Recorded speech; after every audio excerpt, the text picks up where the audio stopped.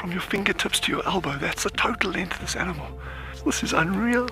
This is unreal. This is unreal. This is like now my 4th Christmas in a week. We should do this more often. Tune into WildEarth every single day. It's in your nature. What fascinates me most about the animal circle of life is the intricacies between the large and the very, very small. I mean, it's very easy to go out there and find the large. Once you found the large, the cascading effect down to the small absolutely fascinates me. Alertness and situation awareness is by far the #1 aspect for protecting ourselves out on safari. Catch up with the guides daily here on WildEarth.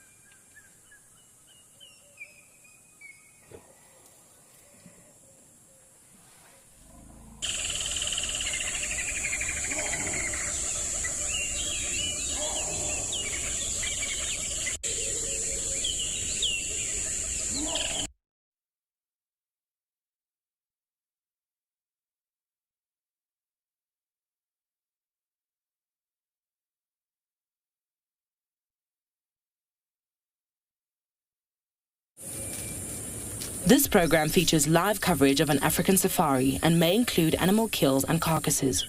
Viewer discretion is advised. Another beautiful start to the safari this afternoon. This morning we had these wonderful zebras and they're still around. That's just beautiful. We don't get to see them as often as I would like here on Djuma Game Reserve. So I'm very excited. It's nice and warm. Quite a bit of cloud cover. Hoping we're not going to have rain, but I'm very excited. So jump on board, everyone. We've already got some zebras. Let's see what else we can find on your live safari through the African bush.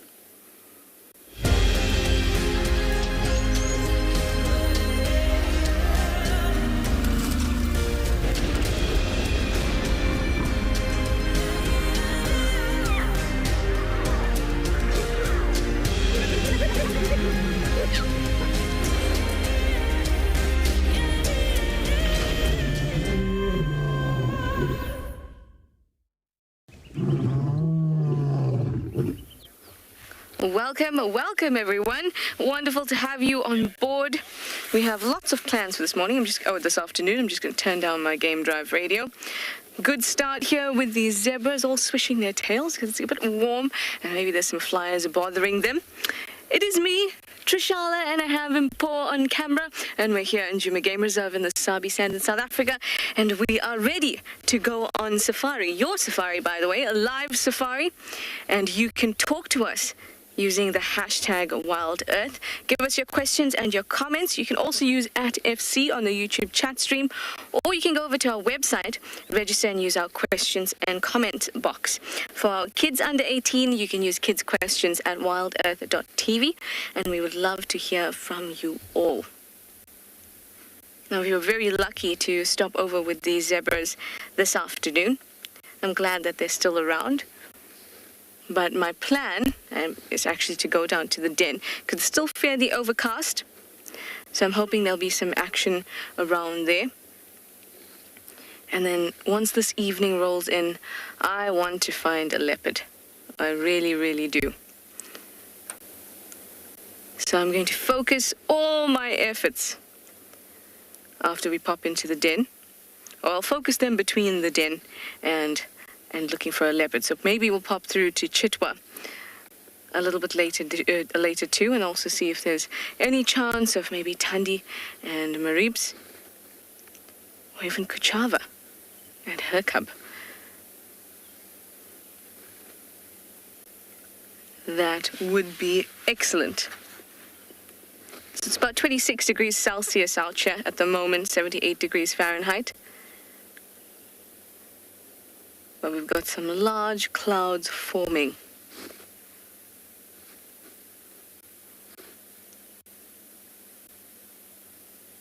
Here's no tail, or half a tail. It's quite cute the way it throws itself around like that. Now the zebra that's closest to us seems to have a bit of a limp. I'm quite sure it didn't have that this morning, unless I missed it, which is very possible. So I've just got my binoculars out. Can you see that back right leg is lifted off the ground? It can't put weight in it. Or at least if it can only do it briefly.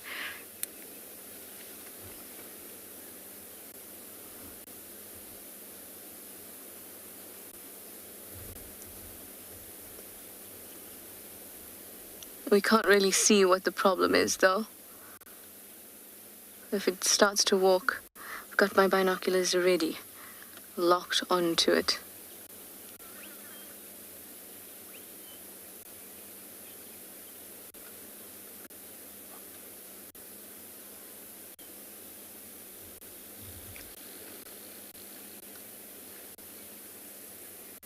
It looks like it must be quite difficult for it to walk if it's staying still and not eating for this amount of time.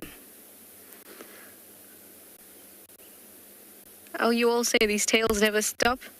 Well, if I had a whole lot of flies and other pests constantly trying to get at my bottom, I think my tail wouldn't stop either.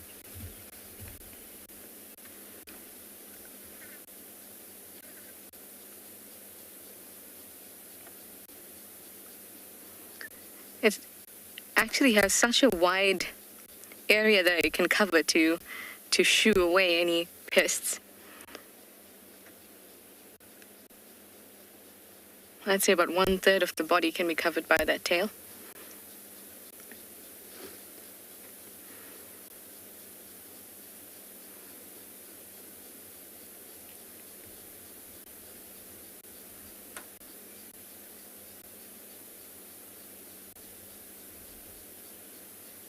See how it's very still and not feeding, so its injury is either very painful or it's suddenly decided that now is the time to think and have an inward moment.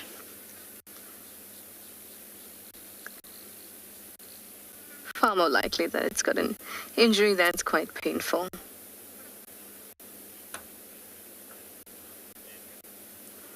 Andrew, you'd like to know what's my favorite subspecies of zebra in South Africa? Andrew, I can't say that I've ever thought about my favorite subspecies. Let's start with telling you that, firstly, I can't even choose a favorite anything, really. Everything is so beautiful and is good for a variety of different things. But I do really like the Birchall zebra, or the plain zebra. The other zebras can look a little bit different. But, oh, look at that. It's just starting to hop along. Let's just have a quick look here. But Andrew, I really like the Birchall zebra. It's the zebra that we see a lot. It's the zebra that I've seen growing up. So it does have a special place. Grevy's and mountain zebra, I haven't seen them enough. They don't hold a special place of familiarity in my heart.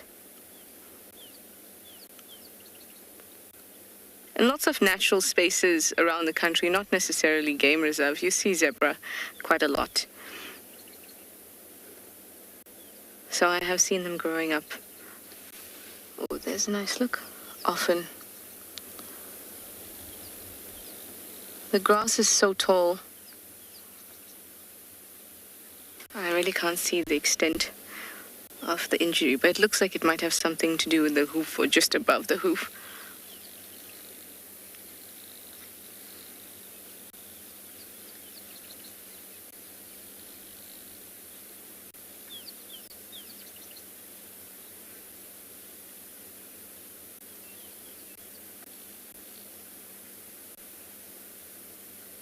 I also really like the faded sort of grey lines between the really dark black lines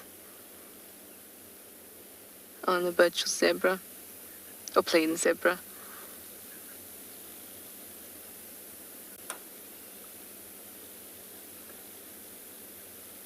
Shame, poor thing, it's not even moving.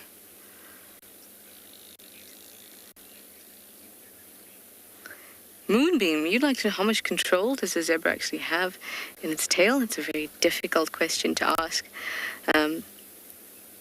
Obviously, the tail is a continuation of the spine, so there are bones in the tail, and there are strong muscles at the base of the tail that allow it to swoosh like that. But its movement basically comes from one bit, so it can't really move the half the tail. The movement is all coming from the swinging on the top of the tail, where the tail attaches to the bottom there. That's where there's enough muscle for it to be able to create movement. But that movement can be slow, it can be fast, it can stop altogether. But different portions of the tail can't move separately. It is a really beautiful tail. It sometimes looks to me like it's a plait, like you would make when you went to school in primary school. Or maybe you're still in primary school and you do your hair in a plait before you go to school. That's what a zebra's tail reminds me of. Or in a braid.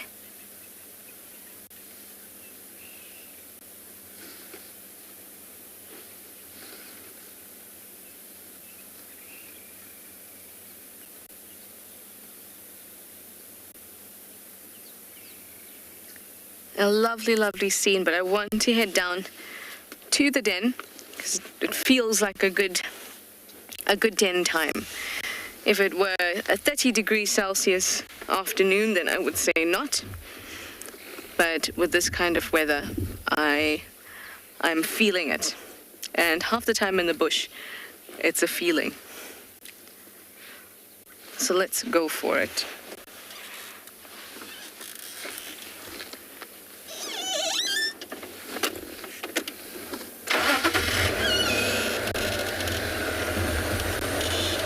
Nice start. I hope that you're as happy and excited as I am. Well, I've told you about the weather here on Djuma. It feels like it just dropped a degree or so, or the sun's been covered. Hopefully no rain. But let's send you over to have a look at the weather at our other locations too.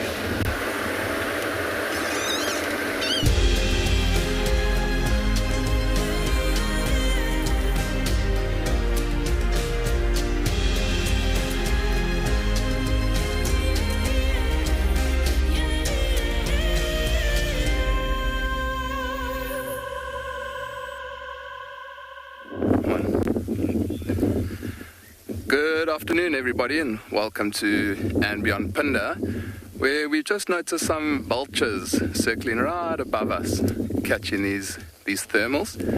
And we've come out to an area in search of some buffaloes. There was quite a big herd this morning seen in this area. There's quite a lot of water around, lots of lush green grass. So we've decided to see if we can find them, and then potentially later head towards the lions that we're seeing not too far from here, and see if we can find them.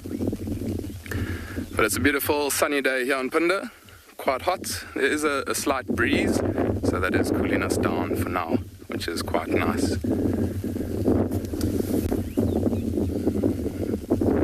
And hopefully those lions will be a little bit more active this evening, maybe potentially moving towards water.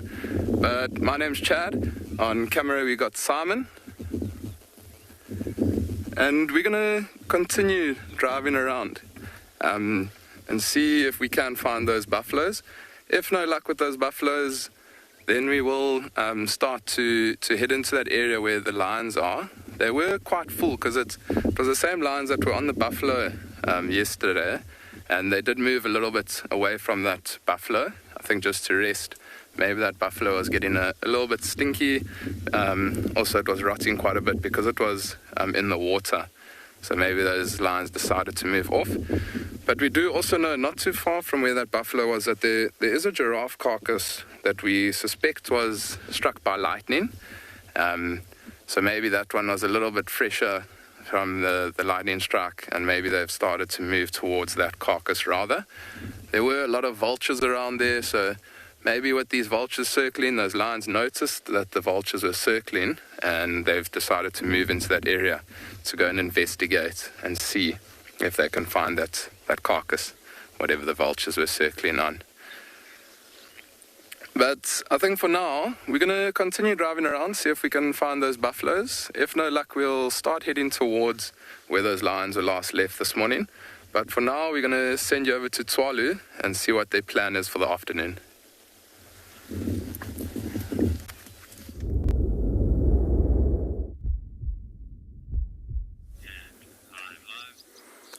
Good afternoon, everybody, and welcome back to Tswalu Kalahari. Look at that gorgeous view. We're starting up from the top of the dune here.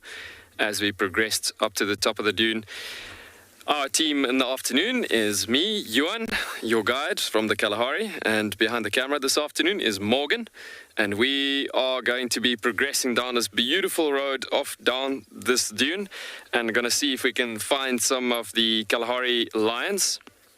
We're aiming for the Southern Pride today as well, looking for the cubs in this area. But just coming back to this gorgeous view, seeing how much cloud cover has the wind, the strong winds from this morning that we were talking about, constantly blowing strongly from the northern direction, which is definitely, well, typically where our rain comes from. And in that conditions, look at the amount of cloud cover and rain clouds that's been blowing in.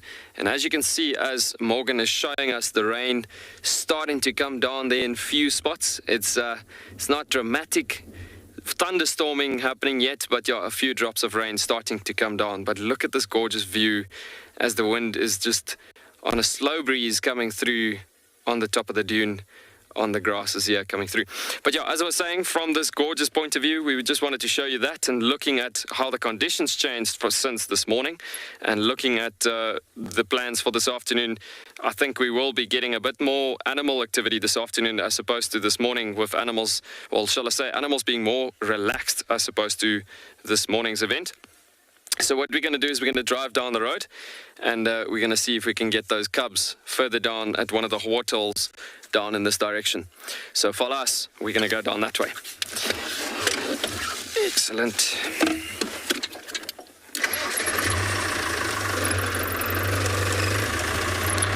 So yeah, we're going to look for the lions down in this direction, as I said, in the waterholes direction down there. And yeah, hopefully we find those cubbies this afternoon.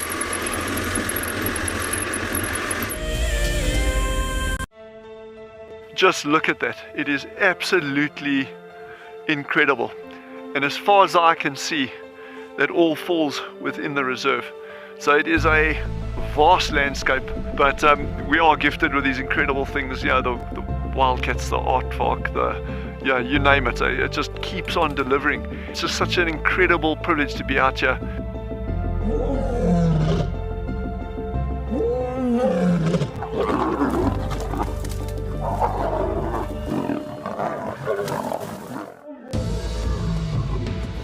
And when you think it could not get better, Mother Nature says, hold on tight. Oh my word, that is gorgeous. We are cooking on gas this afternoon. Have a look at what we've got. Look at how this is the best day of my gutting career so far. We have a baby pangolin, a baby pangolin. We're just gonna go very quietly, very quietly. There's your aardvark. And for those of you who've never seen one, this is one of the big safari specials on any reserve. I'm just holding my cap because otherwise it's going to blow away, and with this storm coming towards us. Absolutely beautiful to be able to see water flowing in this volume in the Kalahari.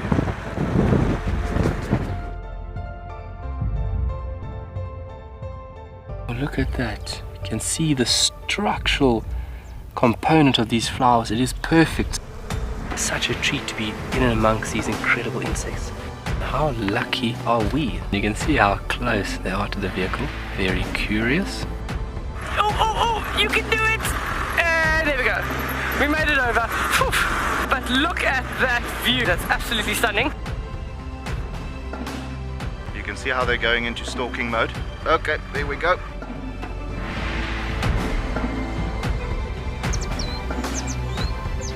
This one female is gonna walk straight past the car now. Absolutely stunning. Look at that. I mean, do we just not have the best jobs in the world? That was epic.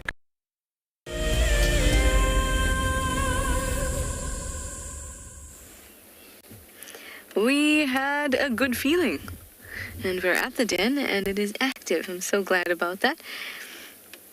We've got Heart and her 2 cubs enjoying a late afternoon snack.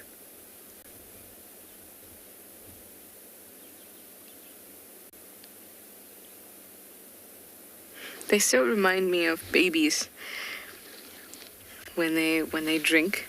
The way when a baby is being breastfed, then it pants almost, or all the drinking takes so much of effort from them that you see them breathing quite quickly. You see the same things with these little ones. I can't believe that a cub is actually comfortable with its mother's 2 legs wrapped around its neck. Can't say I've ever been fed like that. It must be quite uncomfortable actually to be drinking with that, with the 2 legs alongside the side of your neck. But that's what happens when you're in the less dominant position, when suckling from mum. Oh, I can hear the actual pulling, the It's so faint though, I hope you'll be able to hear it. Probably not.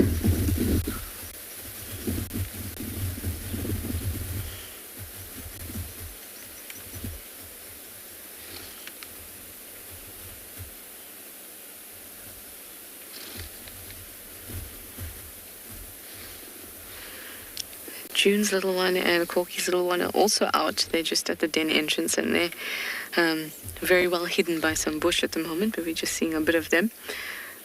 Maybe they'll come out a little bit in an area that's a little bit more open, so we can have a better look.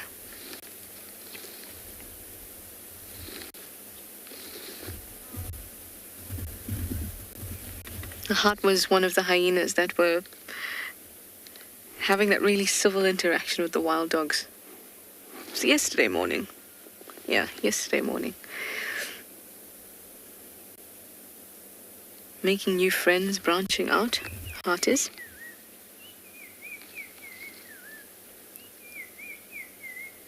You can hear that bird so clearly. That's a black-crowned chagra.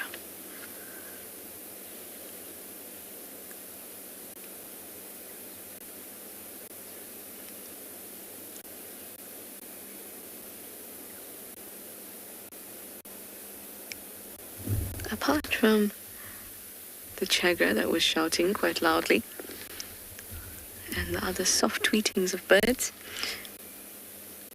I don't hear much else. In fact, that seems to be the theme of the day. Quiet, serene scenes in the bush today.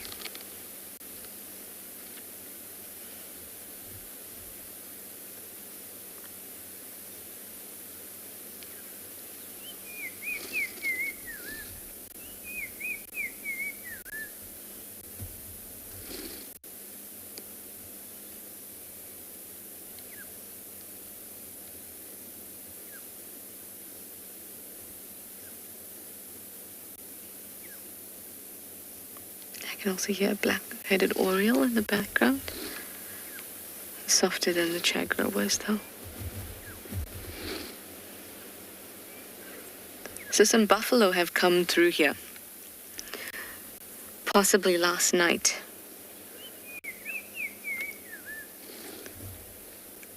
And I wonder if that's why we didn't really see them, or didn't see them this morning, and also struggled yesterday. Because you find when there's big herbivores around, whether it's a herd of elephants, buffalo, the cubs tend to be inside the den and the adults move off, because elephants and buffalo are not big fans of hyenas or any other predators for that matter.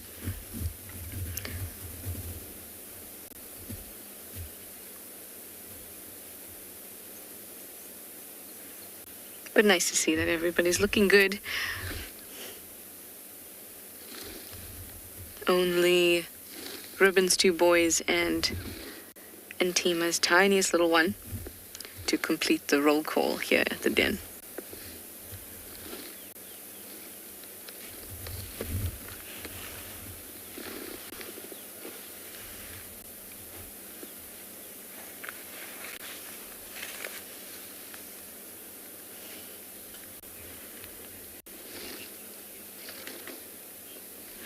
Johnny, you'd like to know if hyena mums actively defend their cubs against predators? Yes, to an extent.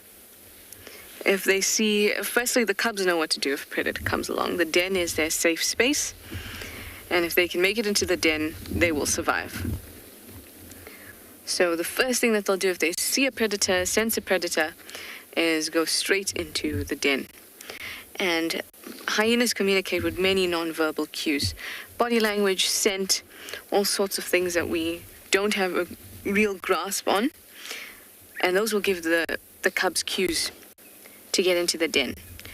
Now, if there is a lion and a hyena mum and her cub, and the den is not close by, she may try and distract the lion.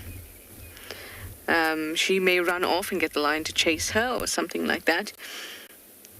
In fact, Corky did a similar thing when she was attacked by the dark-maned avoca a couple years back. Her youngster Plonk, who's no longer with us, Plonk was out with Corky, and then the dark-maned avoca came and she made a dash for it, but in so doing got the attention of the avoca to be focused on her and not on Plonk. So in that way, yes. But would a lion and a hyena fight to the death while her cub sits there vulnerably? No. What she's doing is giving the cub an opportunity to run and get into the den. But very few mothers out here will, sacrifice themselves and their survival for their cubs or for their youngsters, because if the youngsters are not independent or not even close to independence, then it makes no sense for the survival of the species for them to give up themselves, who are reproductive and can be successfully reproductive for several generations, to give themselves up in order for the survival of a cub who probably won't survive once their mother's dead. Anyway, sorry about that. I meant to send you to Tswalu, so off you go.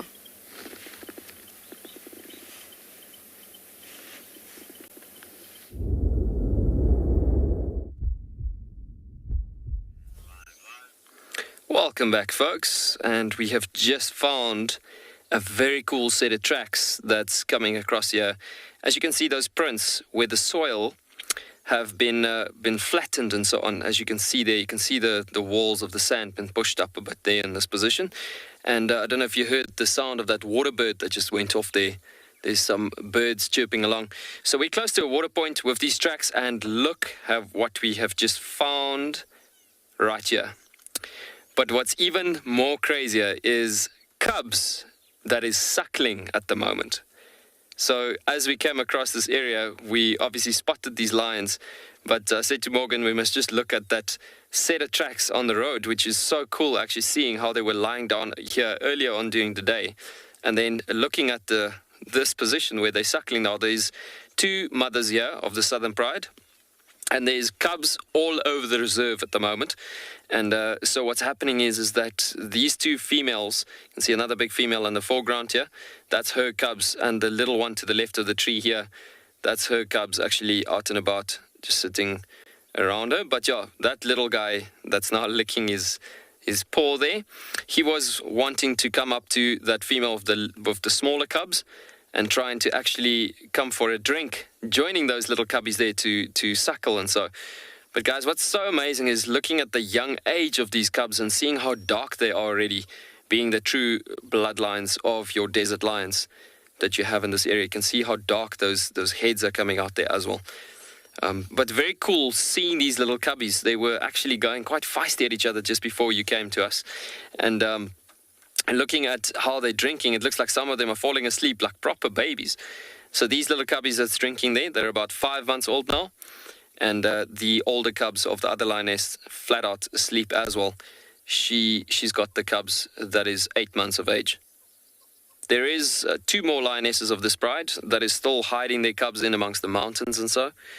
But yeah, they are in amongst this area that comes and goes in the Southern Pride territory. And so those cubs are a bit too young to come into the pride. We'll see how it goes here this afternoon. Because these cubs are at a very energetic stage of their lives, I think we're going to get a fantastic afternoon here with these little ones as this stunning formations of cloud cover is starting to blow over. I think we're going to get some great activity here this afternoon, and then maybe later on in the afternoon we might swap over to the southern sections, try to find one of those females with those tiny newborn, well, they're not newborn, but they're about 2.5, almost 3 months, looking at the age there. But yeah, seeing these 5-month-old cubs, it's just cub time on Tswalu. So cool seeing how they're drinking together. So what's very special about this is literally looking at these 2 lionesses that is having their cubs here together, forming the pride together almost already. So this pride is consisting out of the 4 lionesses, and with all of them having cubs at the moment. But as I was saying, with this formation, with these little cubs already forming the pride together, the older cubs, shall I say, the older version, they form the pride together. And so with those newborn cubs, the cubs that's a bit younger, those guys will start to come into the pride shortly within, I'd say about, and give it another 2-3 weeks or so. And so after 3 weeks or so, they would join into this pride and just forming the pride to a bigger number as well. As we've been talking a lot about it, where these lions, especially like many other animals in this environment, need to combine up for safety in numbers. And the way to survive in this ecosystem is exactly that, having a rather large number in the group structure as it is.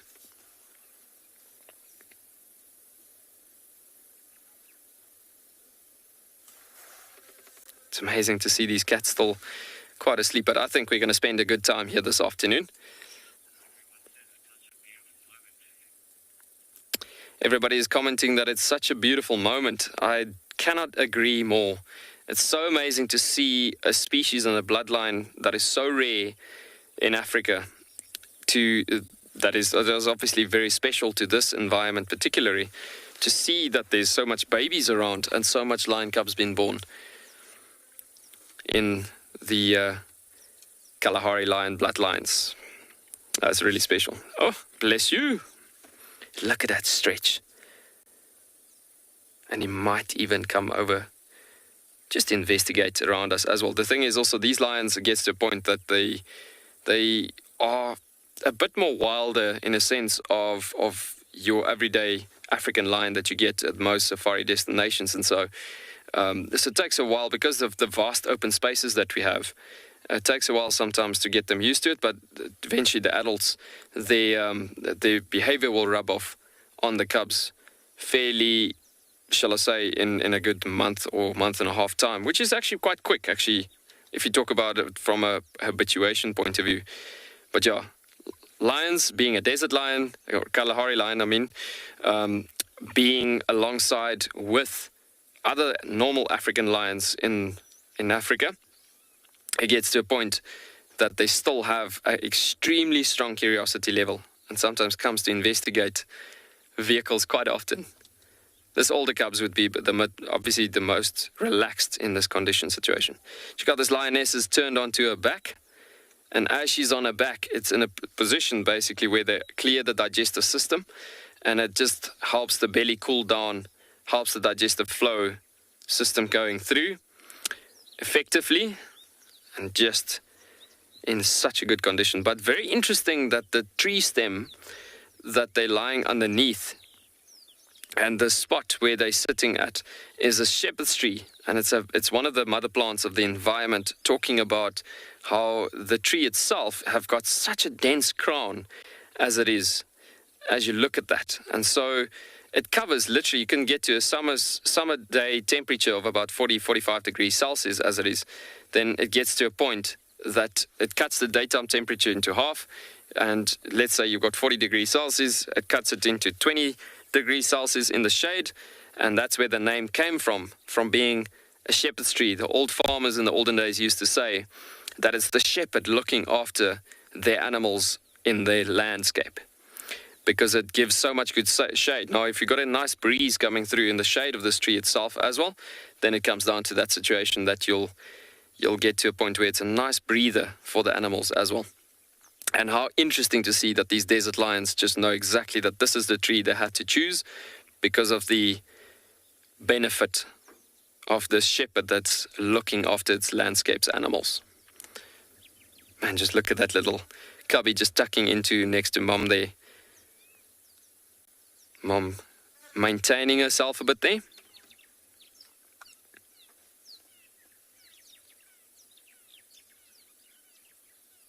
And those guys are out for the count.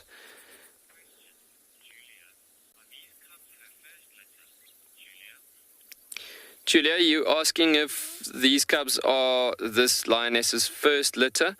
Julia, this lioness that's on the right-hand side, she's actually a bit of an older lioness.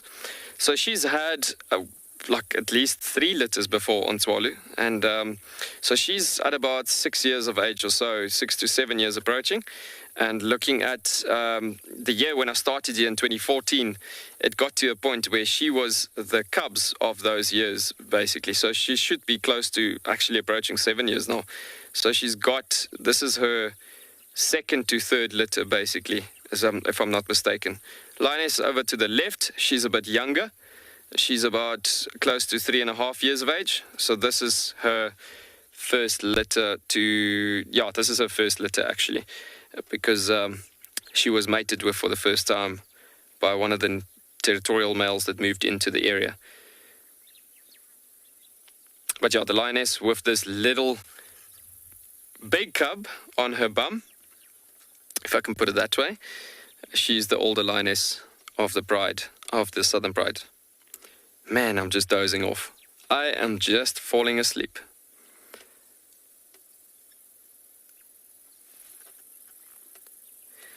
This younger lioness also getting a bit more active now as well.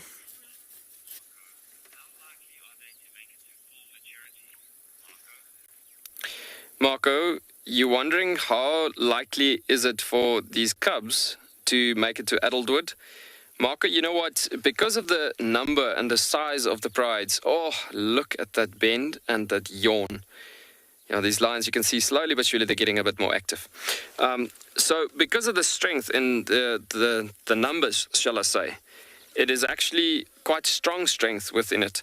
So I'd say about a good 70 to 80% chance is the likeliness for, especially the new cubs, to make it to adulthood. The older they become, the stronger they form part of a unity that protecting themselves in total. And as it comes down to that situation, it gets to a point that they will be a bit more protected. When South Pride and North Pride meets up on the boundaries of their territory sometimes and bumps into each other, then it comes down to the situation that they do lose a cub here and there, whether it's North or South Pride. The downside is Northern Pride has got a bit more adult animals at the moment. So yes, South Pride might lose a cub here and there, but the likeliness is actually pretty strong. that they might make it to adulthood. Look at the amount of butterfly activity that's flying around. Look at that meet and greet between the two adult lionesses. And that is so important that they show this mutual respect to each other actually in this condition situation. Because in this formation, this is how they keep the bond strong within a pride. And you'll see the cubs will play a lot with each other at this stage. And in that situation, that's how they survive to adulthood. Stunning, stunning seeing this young lioness coming through.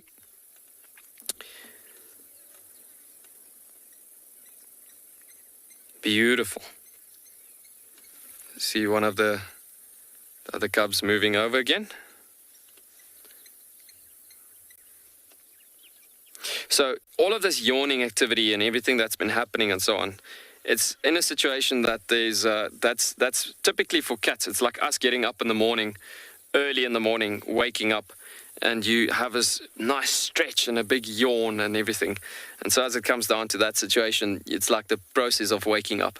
Typically with lions, but also now I'm very surprised. Okay, in a way, I'm not surprised because the cool weather blown in by these stunning clouds that's come over, it's in a situation that it's cooled down to temperature dramatically because we're in a desert environment. The temperature can drop immediately as well. So in that formation, that is why there's a bit more activity happening here at the moment. But you can see these cats are about to get up slowly but surely. They're getting active. And so in these conditions, it's why I said originally that I'm actually surprised that there's this amount of activity already, is because it's quite early still in the afternoon. But that's a normal condition. They would have been still flat out for the count. But they responded so quickly to this conditions, it looks like they are keen for a hunt as well. So these lionesses might even take these cubs to the edge of the mountain on the edge of the waterhole here. And then it might get to a point that they're going to get to a situation of maybe leaving the cubs and then going off for a good hunt. We're going to send you over to Pridelands.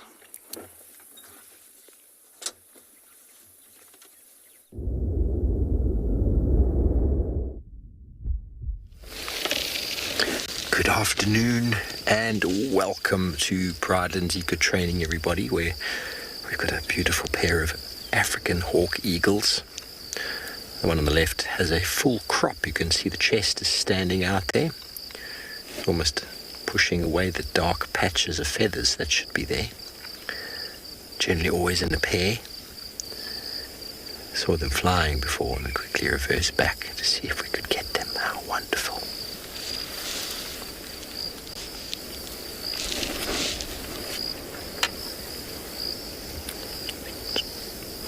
Maybe we should introduce ourselves this afternoon. Hello everybody, my name is Steve Holbridge, joined by Johan on camera, and as always wonderful to have you with us on board. We're excited and looking forward to giving you a wonderful show this afternoon from Prrivate. So if you have any questions for us, send them through. Let's go back over to the hawk eagles. Now, always in a pair, monogamous pairs, generally large raptors are monogamous, but these two hunt in a pair. They're actually very efficient in that regard. If you've ever seen what birds do when they get sort of hunted by birds of prey, they scatter. And so these birds have got the strategy of sending one in to sort of cause chaos, and then the other one comes in from a different angle and catches one in the chaos. It's a very, very useful strategy. And we talk often about predator-prey interactions and relations and how prey animals have gotten adapted to the predators. And some predators get faster and faster and faster and more agile, and some just get a friend or girlfriend to help them hunt, which is a very nice strategy.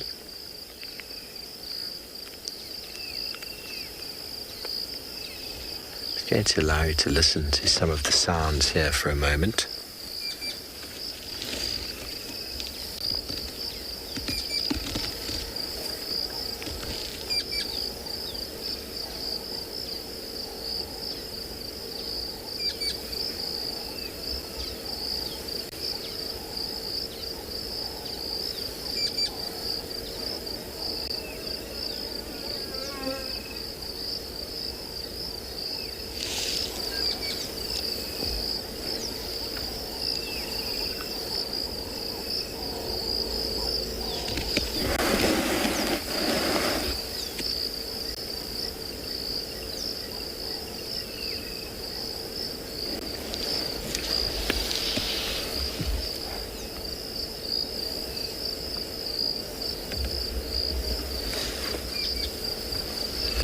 So we see many of our ground birds around, the francolins, guinea fowl and the like. It's generally the primary food that these individuals will catch. But a wide variety of birds as well as mammals will be taken, as well as hares, squirrels, mongoose, fruit bats and even rodents. The one on the left has definitely got a very full crop, which will eventually go in to the gizzard for digestion. I think she's saving a little bit for later. Well, we're going to probably spend another few moments here or carry on towards Leopard Dam and send you over to Tswalu Kalahari.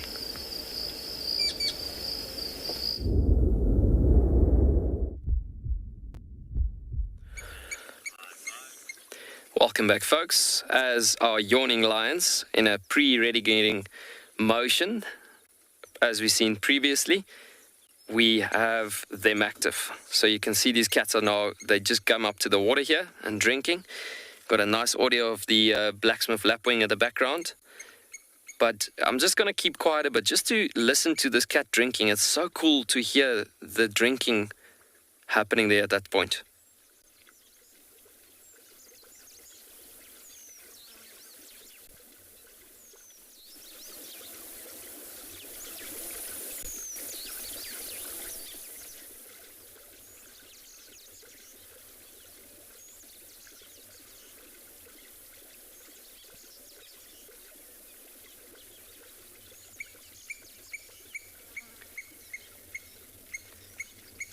That is just so special to hear that audio as they drink together. And cubs obviously are quite afraid of water sources at the beginning when they are this young.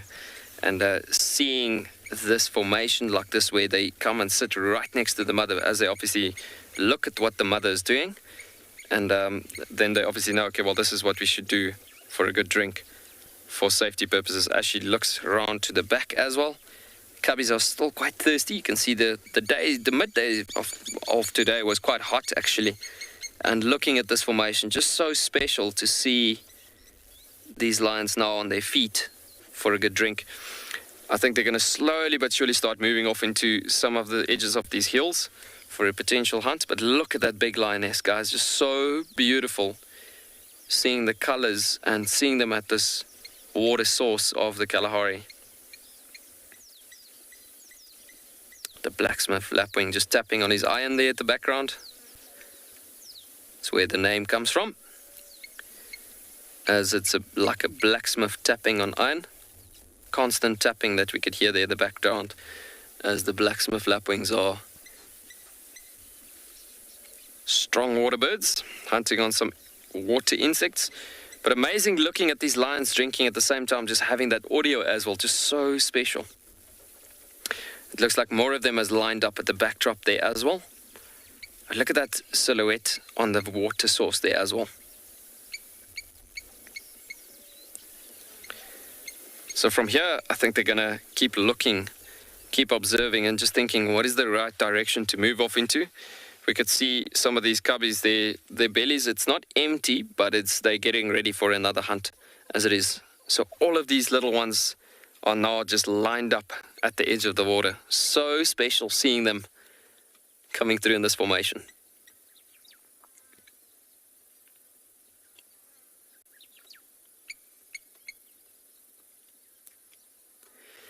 And the curious older cub just looking across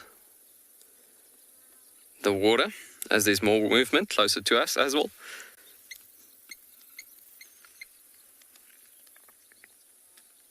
Eventually lion cubs like this, they start enjoying the edges of water points like this quite often, as they are in situations where they find it quite interesting looking at themselves and playing with the water. They sometimes sweep the water if they look at themselves in the water, reflections as well happening, as a little lion cub of these young ages are all still in a learning curve formation, trying to learn the ways of a lion's life. Man, they are just so cute. So incredible.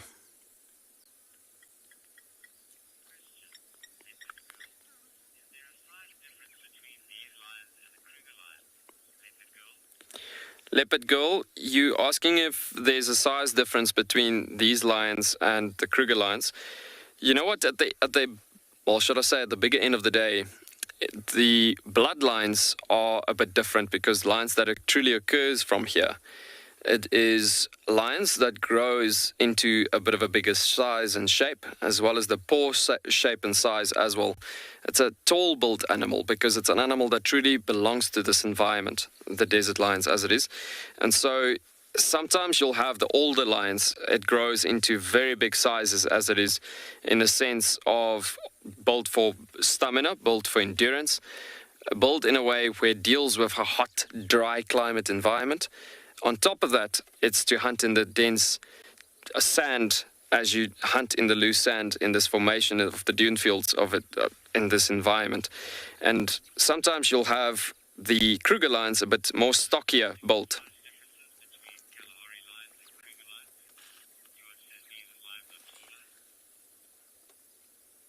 So yeah, basically it's just truly coming back to the size in the sense of the true bloodlines occurring. Look at that, for instance, that young cubby walking off the 8-month-old cub. I mean, that's 8 months old and that's already that size the way it looks like there. I mean, it's crazy looking at the size difference between 5-month-old to the left and then the bigger cub as Morgan is moving off to the front of this one here again. But yeah, sometimes there's a lot of times where you'll have the sizes more or less being the same, but then it gets to a point that at the end of the day, when you look at lions growing quite older in the Kalahari, they become quite tall in size as it is. We're going to send you back over to that from these beautiful lion cubs over to the hyena den.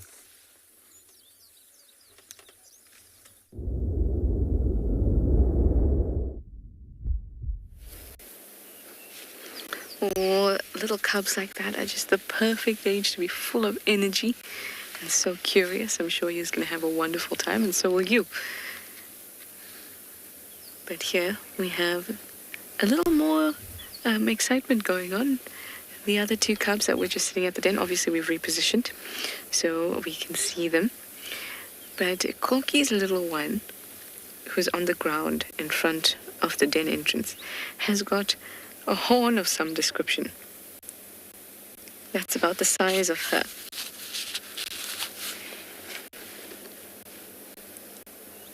And she's guarding it from any of the other cubs at this point. She's walking around with it too. It looks like a buffalo horn.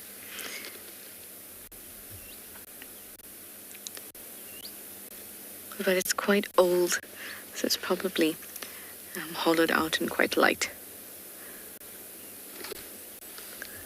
Because I have no idea how with such ease she's carrying it about.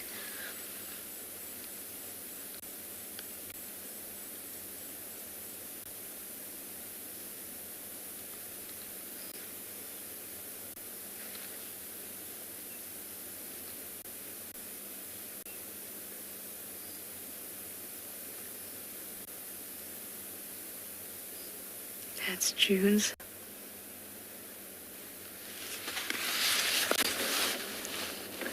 June's little girl there. And getting bitten by stuff. But they don't feel like mosquitoes. Biting flies. Excuse me if you hear my jacket moving around.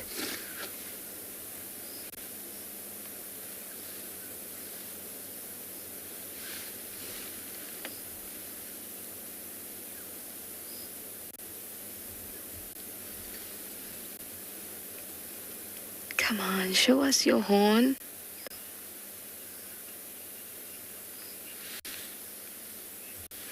Craig, you'd like to know if their food comes mostly from hunting or scavenging. Hyenas will hunt 50% of the time and scavenge 50% of the time at least. In other areas of the world, or in other areas of Africa, like in East Africa, they will even hunt for a higher percentage, about 70 to 80% of their food comes from active hunting. But in areas where there's a high predator density, like here, where there's lots of leopards and lions, they will hunt a little less of the time, but still at least 50% of the time. So that reputation as scavengers has developed because they're really good scavengers. And you don't get to see hyenas hunting often. But we do see them scavenge often. But that's how that has been skewed.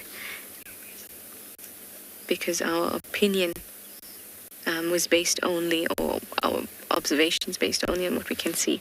And like I said, majority of the time you don't see them actively hunting.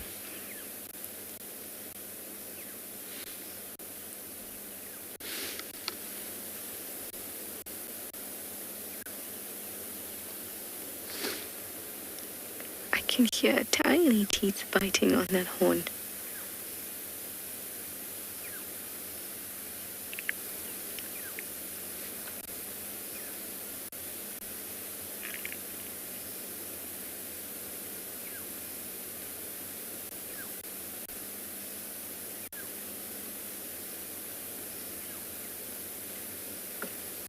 These two have been feeding for quite some time now, and they probably will for even a little longer, quite a bit longer, unless something distracts heart.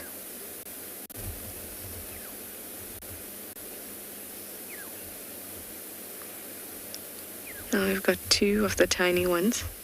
Well, I guess Corky's daughter is not that tiny anymore. Both of them at the horn. When will they show it to us? Hopefully in a little bit.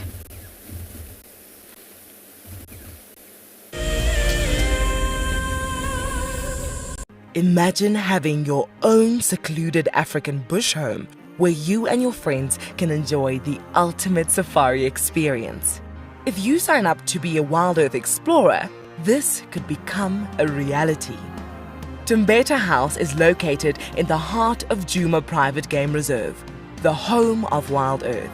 You could win a chance to stay at this intimate wilderness retreat, offering you the rare and highly sought-after privilege of your own home in the bush. The prize includes 3 nights for 6 people and includes daily game drives, a chance to see the WildEarth camp, and have dinner with one of our guides. Sign up to be a WildEarth explorer before the end of February 2021 and you could be heading to Djuma, the place that we call home. Available dates are limited, so terms and conditions apply. Sometimes love wants to make you sing. And sometimes love wants to make you bow and fan your wings to your bow. For the southern yellow-billed hornbill, these are signs that love is in the air. These birds are destined for a season of monogamy at least. Breeding pairs are in it for the survival of their chicks. But before love commences, the male needs to woo his valentine with food in the form of nuptial gifts. My name is Ross, and I'm a field guide at andBeyond Phinda Private Game Reserve. I love getting questions from guests on WildEarth because I love sharing and learning information about nature with new people, and it also makes me feel like you're all joining me in real life. If you want to ask a question on WildEarth, then you need to register on our website. Once registered, go to our live safari page and submit your question below our live feed. Guys, have a look at what we've got. This is better than my birthday. Look at that. This is the first time that I ever see cubs this small. This is so special. This has officially just become my best sighting of all times. Tune into WildEarth every single day. It's in your nature.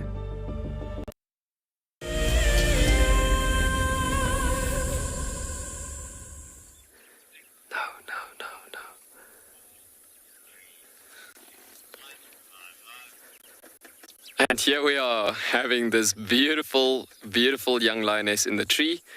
She's just become very active, just thinking about scouting from a tree vantage point of view, just thinking about seeing adult lions. You get this type of behavior happening every now and again with young adults, if I can put it that way. This lioness, as I've mentioned earlier, around about 3 years of age. But look at that gorgeous image, seeing how she's in around the branches there, just scouting all over the show. In the background, we can hear a bit of the thunder from those cloud build-up that's been coming in. We might actually get some of those young cubbies, the older cubs, coming up to her and actually wanting to investigate, trying to see why did she go up there and what is she doing up there. And the cubs most probably will go up trying to investigate that just to see what's happening. Look at that yawn. It's like a lion leopard in the tree, just scouting over the area. And that's good for lion cubs to have a young mother like that particular lioness, because, yeah, there we go. There's one of the cubbies coming up into the tree there as well. And because it shows them quite a lot of investigation strategies and structures of ways of survival. Lions are not the best tree climbers. Look at how this lioness is trying to grip onto the tree there. She was like sort of almost slipping there.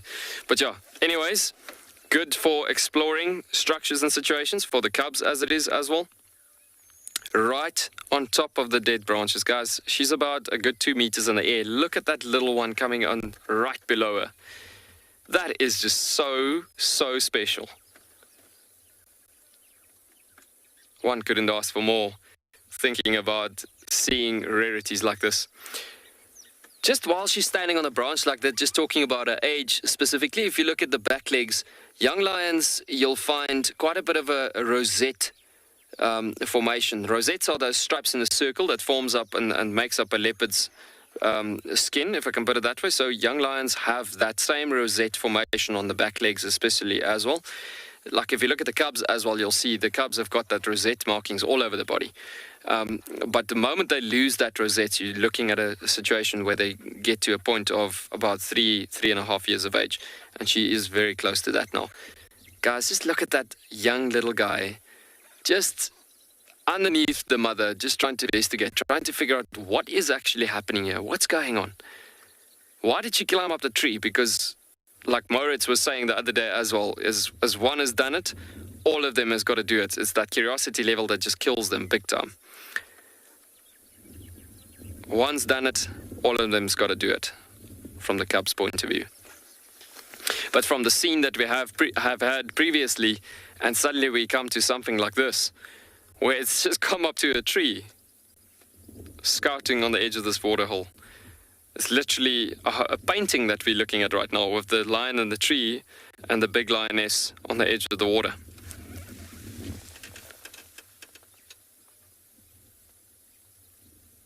Yo, she's a beautiful cat. That is so beautiful. One of the older cubs walking past her. And look how the mother of the smaller cubs, being the older lioness, is grooming the cub there actually. Oh, there's a bit of a phlegm and grumps happening there. Just testing the air particles.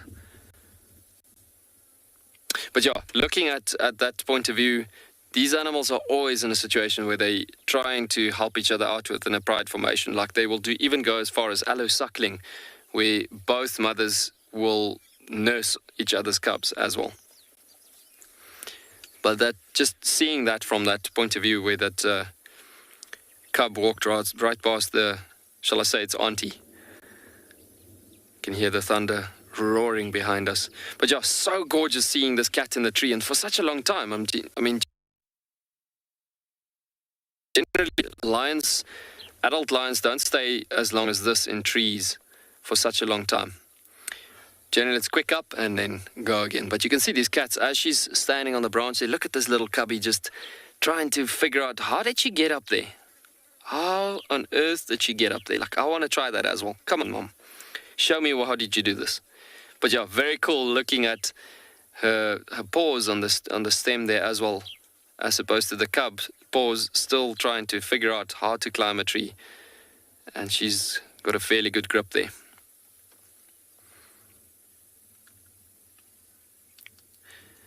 She might jump out of the tree now. Very nice pose. And as you can see, just as she's standing positioned there,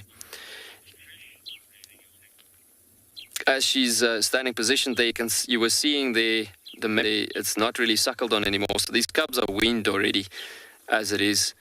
And these cubs, as it goes through in this formation, that is why she's the mother of the older cubs, the 8-month-old cubs.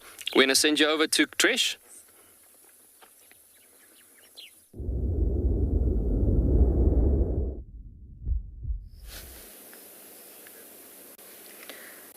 Look at this Corky's little one, who's named Braveheart, is now exploring. She's left her horn down somewhere.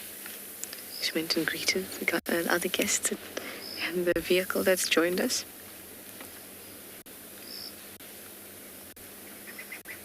Now she's just going to have a good look around her territory. Yes, she is. But a scent marking here and there, I'm sure.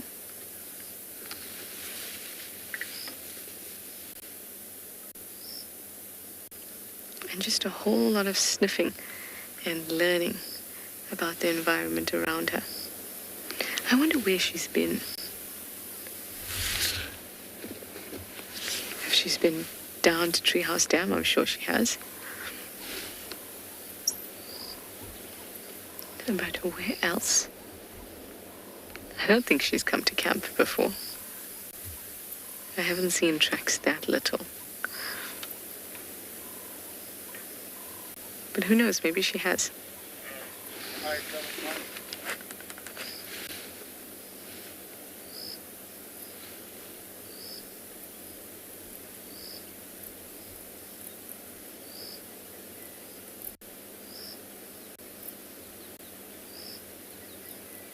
Hello, precious. Have you come to investigate my vehicle now? Yep.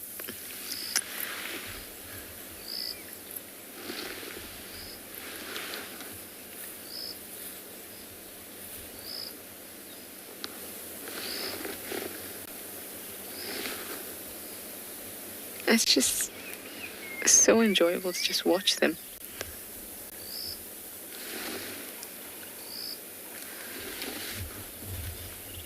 She's busy now on this side. I'm going to try and duck so you don't see me and you can actually see her.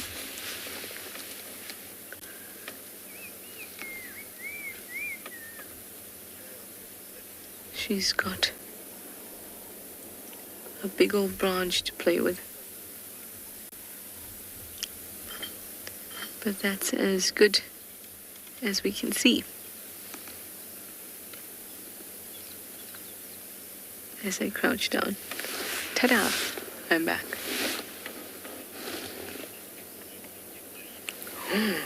Hi, Elaine. You'd like to know if I've ever seen a melanistic or leucistic hyena? No, I haven't. But I do know, I think Brent saw one in the Mara a couple of years back. And leucistic definitely do exist, but I can't say I've seen pictures of or heard of a melanistic. But leucistic, definitely. I wish I had seen it, but unfortunately not. It's so nice when they're close by, but she's gone round now.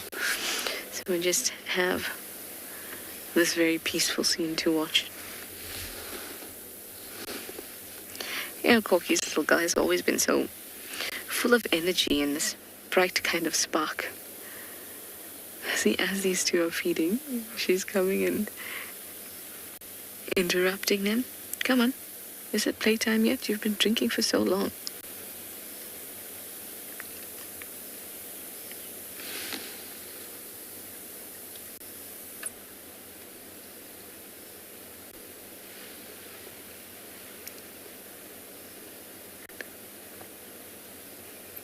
Oh, Ruben's arrived.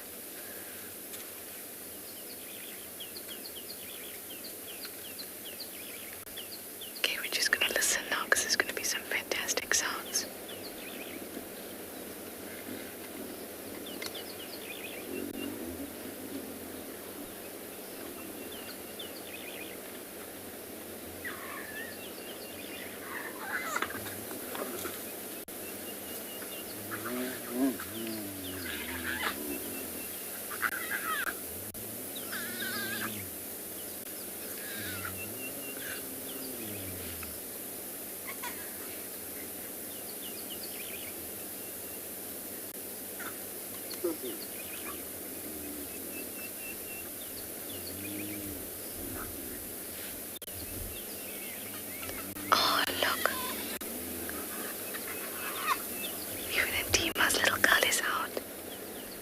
stars here.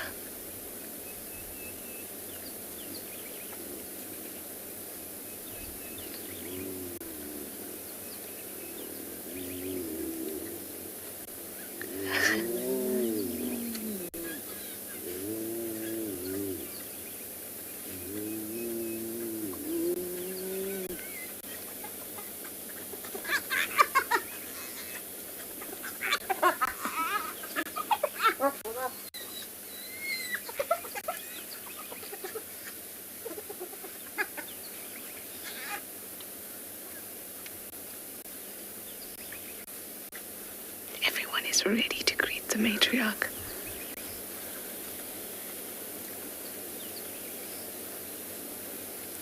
Lots of hype and excitement when she arrives. You can see more cubs came out.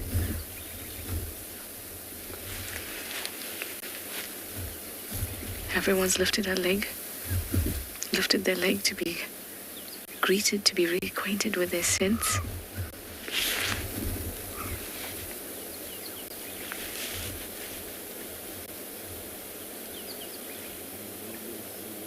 Oh,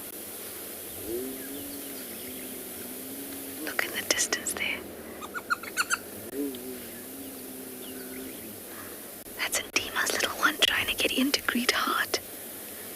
Because remember, she's just emerged.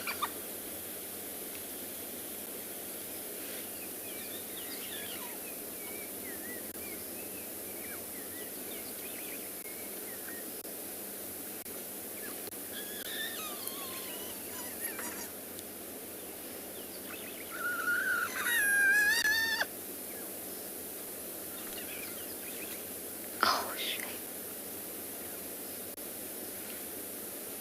Guys, this is so exciting. This is the best. Where there's all these sounds going on. They're all out, tails up. They're feeling excited. Oh, shame. Shame everyone's so big. That's this little one shouting like that. That's a little whoop.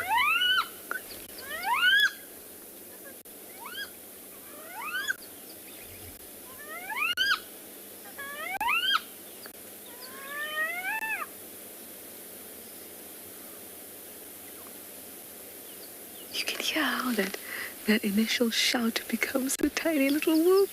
Oh, because of the end of it where you can hear the whoop. That's how you know it's a whoop. Oh, that is so amazing.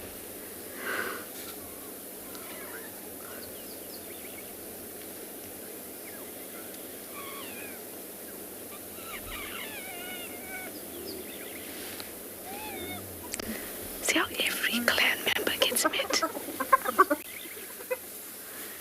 And look at Ruben's two boys. Could even intimidate Heart.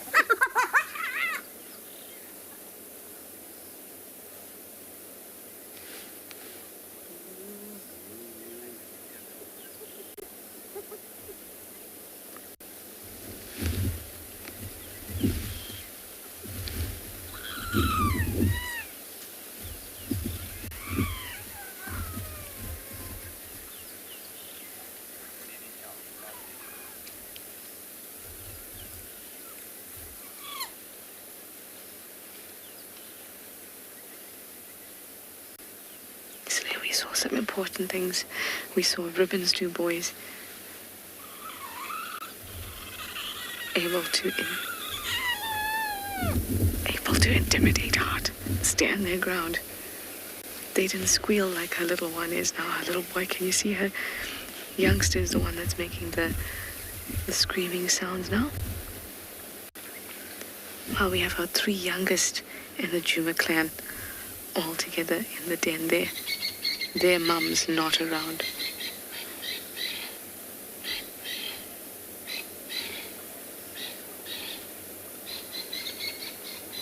Franklin shouting in the background has really gotten their attention. Could someone else be arriving?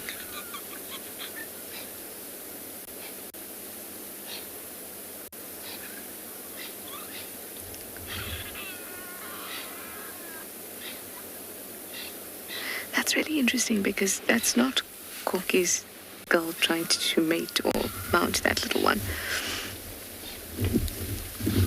She's playing with her in that way.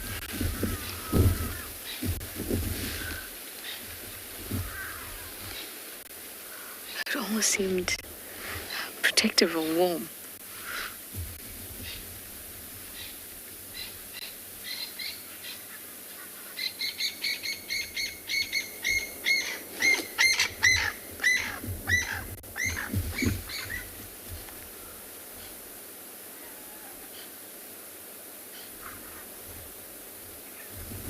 This is amazing. I just like to watch and just take it all in, the sounds, the sights, when there's so much activity happening. Because often when we come here, we see them feeding, which is amazing too. We're so lucky to get to see that so regularly. But it's these kind of interactions that are just truly, truly special.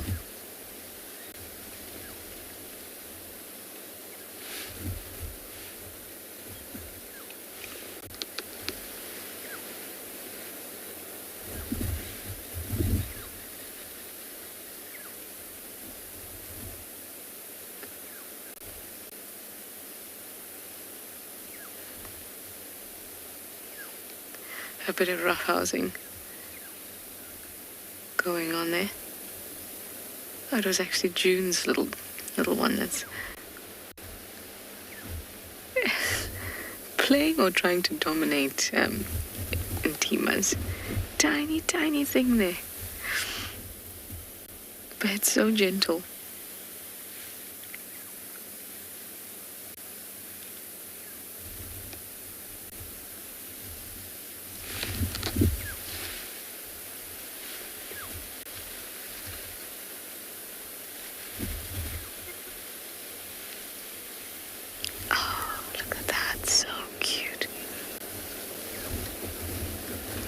Laura, you'd like to know at which age I can tell the gender of the cubs? If we get a good look at its penis or pseudopenis, then we can tell as soon as we see the cub. The thing is that you have to consistently check, because at such a young age, at just a few weeks old or a month old, pseudopenis or penis is so tiny that you can't really see what we need to see, and what we need to see is either more of a wide neck or more of a narrow neck, and that's a bit difficult to see at this age. So you need to check consistently. So what we normally do is we just have a look every time we come to just keep it consistent, so that we can say, oh, maybe something's changed in the shape or something like that. And then by the time they're about 3 months old, you should be able to tell quite definitely. But that being said, many people have got it wrong across different ages. I mean, Ribbon was thought to be male until she gave birth to Ntima and Lamula, which was Ntima's litter mate. So for a long time, because it's so difficult, animals can be considered the wrong sex. So with hyenas, it just takes consistent checking, behavior. It's not just, looking at the sex organ, but actually looking at behavior, and of course if they give birth or not.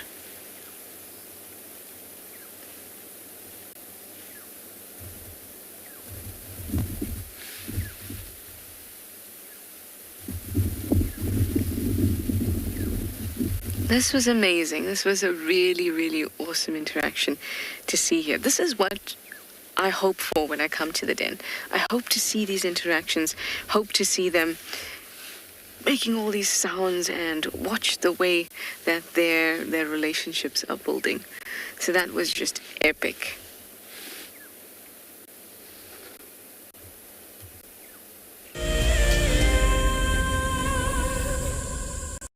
February is the month of love, and nature is no exception.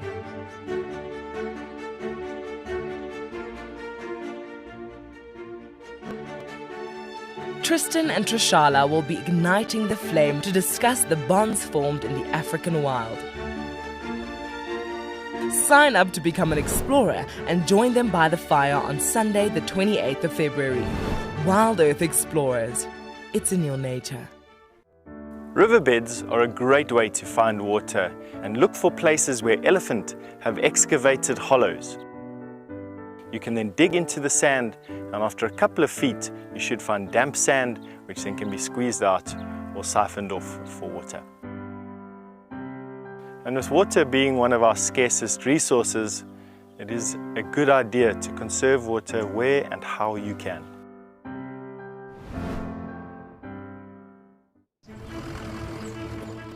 My name is Taylor McCurdy and I work for Eco Training.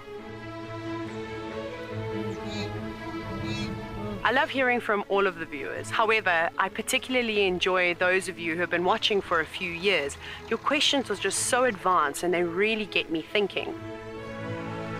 If you'd like to ask a question on WildEarth, you need to register on our website. Once you've done that, head to the live safari page and submit your questions below the live feed. Look at this, the little one is up and about. Certainly hasn't had enough milk at this age. No amount of milk is enough. Oh, corky. Too sweet.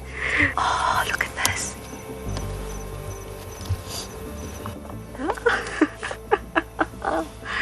That is stunning. Tune into WildEarth every single day. It's in your nature.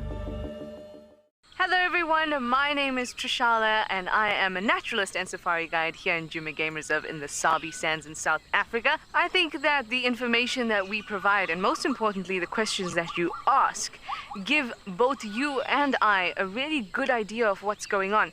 My friend Fernando here, he's a flat-necked chameleon and I love them. They're just these gems that you manage to find in the bush. Catch up with the guides daily here on WildEarth.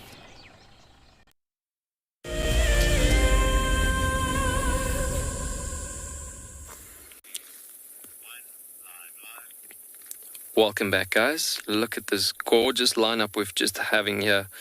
We've just had these lions coming, leaving that waterhole, and the other bigger lioness has already disappeared behind the bush, actually in the front. And so what's been happening is that they're scouting over this area, looking for something to hunt on. So this is gonna progress into a hunt. But there's a bit of a sorry for the antenna or the part of the vehicle here. But there's a different surprise coming in. Shall I say, a couple of individuals lagging down the road. Look at that, coming down the road. The teeny tiny little ones just arriving also from the waterhole now. We're sitting at about 400 meters off the waterhole already. And when we left these lions, or when we left the waterhole, we left these three little cubs at the water point actually, and it seemed like they were actually hiding them. But yeah, curiosity has taken over again. Check that approach happening, and we might get a bit of a jumping fish session here of the older cub just off to the left, where he's going to jump possibly. Oh, no jumping, just meeting. But so cool seeing that two little age group differences coming through there together. And now walking up to its mother, to the bigger lioness. So the older lioness, it looks like she's hanging back for the cubs at the moment. And she's just hanging tight to the cubs at the back, as she was with the older cubs as well. The bigger lioness, she's a bit more off to the front. She's scouting over this area, and her ears were just going flat out now, as it was sort of dropping along with her head as well. As she was scouting over the area, you can see the massive yawn on this lioness. And that's all just signs that they are going to keep on going. And at the same time, we're having this roaring thunder behind us. Also, as a big storm is approaching us from the western side. We're just checking that out as well at the same time. But so cool with this setting, how dramatic to see these lions getting active. And having that audio at the backdrop. And then at the same time, having these lions communicating with that audio that we just had there. Seeing them coming through like that. I think that other lioness has just dropped down on the road in front.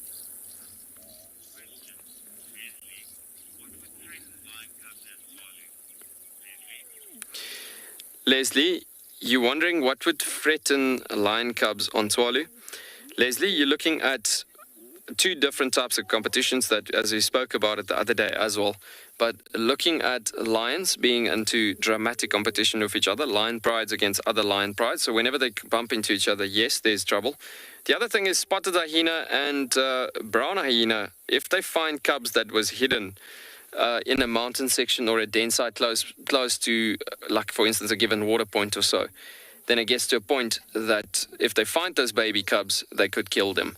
But also the mothers have trained those cubs to stay put in those hidden positions. Listen to that, guys. That is so cool. But yeah, hidden in those positions, if they do find out about the cubs itself, they could kill them. I'm actually just going to keep quiet just so we can get that audio a bit.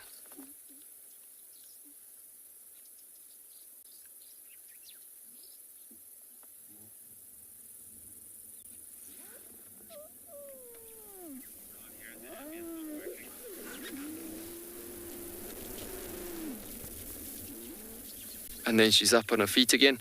There was quite a bit of audio actually as they're moaning and groaning there.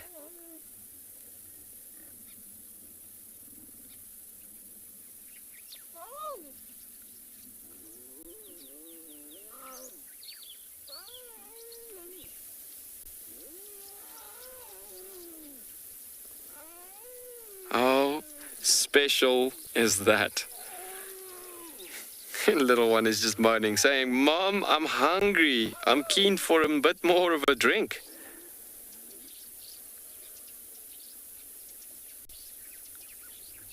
And then she gives that comfort, showing a bit of love there to the cub. But so special to hear that audio from the cubs moaning like proper children, shall I say. And just in that formation where they're just sort of in a formation of saying, "How about, I'm hungry, Mom. I'm really keen for something to eat or drink." In this case, the eating session comes from drinking and obviously suckling on the mother. But yeah, in that situation, so special to hear that audio and just see the different behaviors, and which is so special on this game reserve, being able to get that quality sightings out and about on that formation. But wherever you go in Africa, wherever you spend quality time with animals, comes down to that situation that you see this quality structures are happening. Almost want to say it's when dreams comes to reality.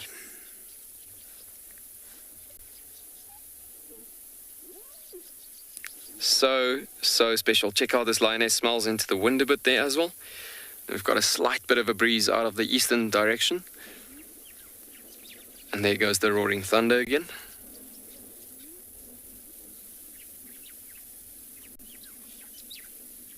And so it comes down to that situation. This older lioness, clearly it looks like she's just staying with the cubs, guarding the cubs in that situation. Just also as hyenas could trail lions in the Kalahari, spotted hyenas from that point of view and so on. And then if the cubs lag behind too far, gets to the point that they could get killed in that formation as well. That is coming back to that other question we were talking about. But yeah, looking at the bigger picture, that's why, again, a pride of lions needs to become quite big in the Kalahari. In that situation and formation, the same as a big pack of wild dogs, a big, shall I say, a big litter group of cheetah, a big coalition of cheetah, a big coalition of lion males. Everything at the end of the day comes down to teamwork, family units, partnerships in this tough environment. So incredible.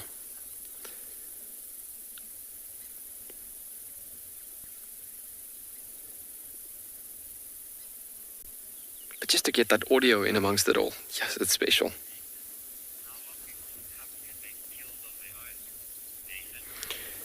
Nathan, you're asking how long will the cubs, or how long will it take the cubs to make a kill of their own? It's taking generally a good 2 years after they've been trained up on average by lions in the wild. But in this situation, I've seen lions, young lions of about 1.5 years old and 1 year of age, basically pulling into potential hunts and so on, but obviously creating big failures for pride as they make wrong approaches at the wrongest times as well. But yeah, 18 months or so is generally the situation in the Kalahari, which I've seen with young adults making their way up. And especially if they've got extremely experienced lionesses within a pride, that's the best trainers you could get for training these cubs up to good hunting structures and features and so on. And so it gets to a point that they will literally mission up and about. And then you get lions within the pride that's a bit more dominant than others from the litter group point of view. And there's some that's a bit more eager than others in that formation. And so it gets down to that position that they want to learn. And you can see they're sticking with those, trainers in the front of the pride, in the front of a hunting event or a potential training event, constantly trying to learn a bit more. And so they train themselves within the pride with great leaders.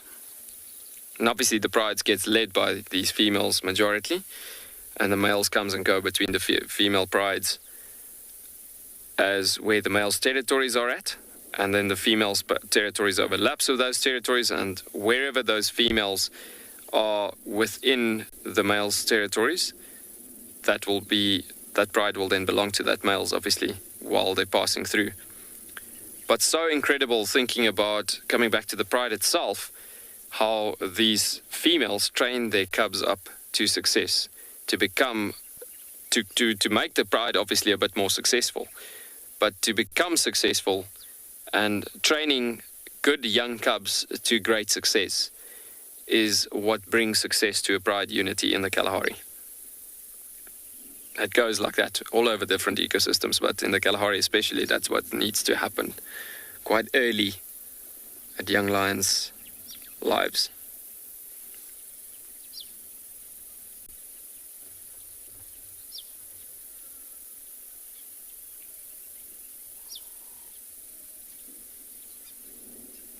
Yes.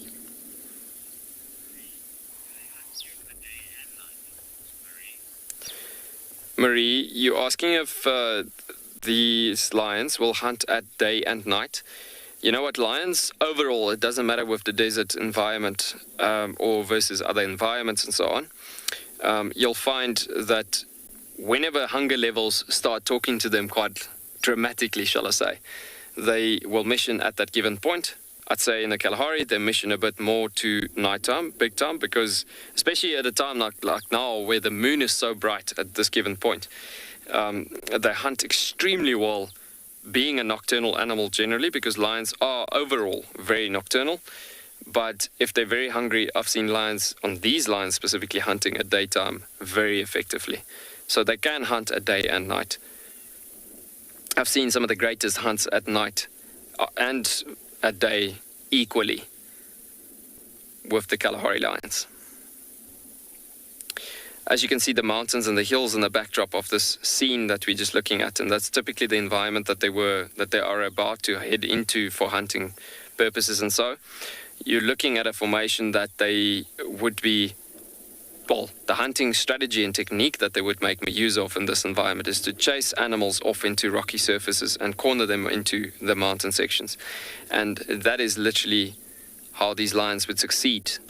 And typically looking at that is why these cubs are in this area with these lions as well, because they are in a situation where they get trained up in that, I want to say, hilly formation with the hills and the mountains and so on, because that is how they hunt in success in this environment. Lions actually have, in general in Africa, very low successive rate, as low as about 30 to 35% in killing rate as it is. It's actually crazy to think that an apex predator has such a low successive rate in killing, for instance. But yeah, looking at the bigger picture, the Kalahari lions have pinned them down to a good, well, at least Tswalu's lions pinned them down to a good 45 to close to 50% in killing rate, because it's very matured lions overall in the prides, and these animals have got very great adapted skills to hunt in these mountains and areas to hunt successfully. Look at the smaller cub coming up to the bigger cub again, just grooming himself there, or grooming the other one, and just that strong bond that we were talking about previously, just looking at how they would get to that formation of taking care of each other and keeping the bond strong, and in this case building a strong bond which is extremely important for them to hunt successfully one day when they get older, and obviously know each other's skill and ability.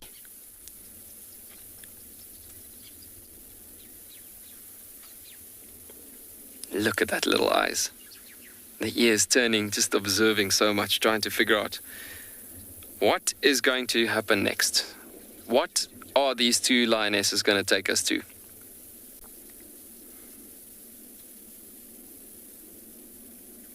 Just before you guys came to us, there was this younger lioness, the mother of the older cubs.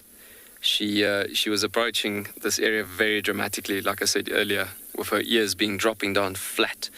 And we just thought we were about to see her approaching on something. We haven't seen anything approaching the area yet.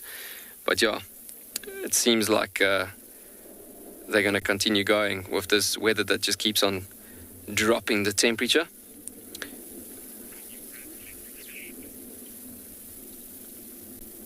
Just look at that. So gorgeous seeing such magnificent ancient species. And in saying that, we're going to send you back over to Trish with another beautiful environment.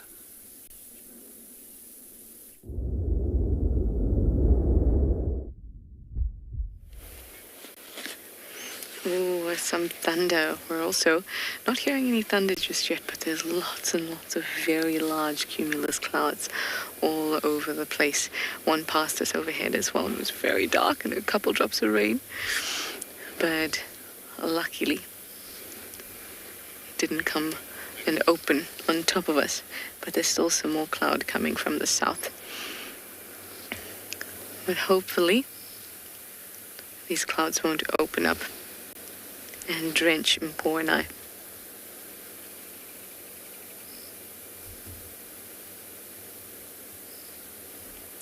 You were talking about the bonds between individuals in a lion pride with Yuan and Tswalu.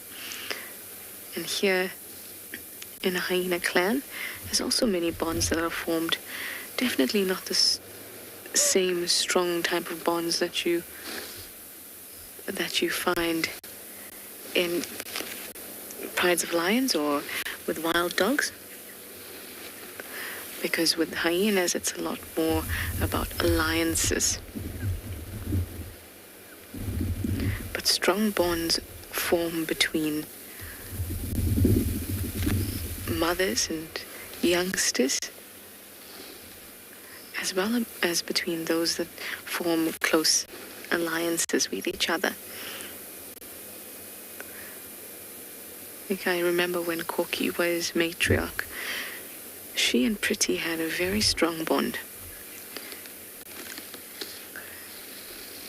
Pretty is a hyena that was killed during that whole clan takeover, or not long after. How, where, have no idea. We just know we hadn't seen her, and she was looking very, very injured the last time that we had seen her. And Swazi and Ndebele are her two cubs, well, sub-adults now. But she and Corky had quite a good bond.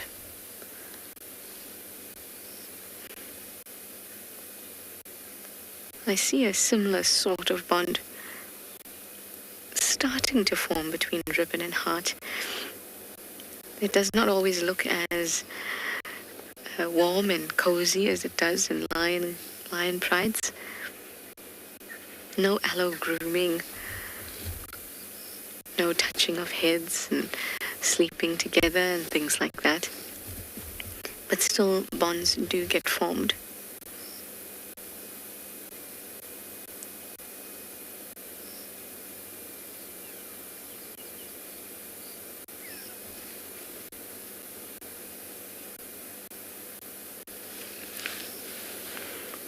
Gaynor, you'd like to know how many do we actually have in this clan? It's about 24 individuals or so. So if we're doing the cubs, we have 7 cubs. Plus from the last lot, Swazi and Ndebele and Sutu. So that's 10 non-adults, shall we say. And then we have Corky, we have Ribbon, we have June, we have Heart, we have Intima, so that's another 5. And then the males in the clan are quite extensive, and I'm always going to forget one. Last time we did this count, I forgot Tsaka completely. So in 15 already. Then we have Luca, or Basaluka, we just call him Luca. Fika, these are all clan males. Comet, Koza, Kuma, Kikau, and Tsaka. And then, of course, Falco as well. So that's 23, I think.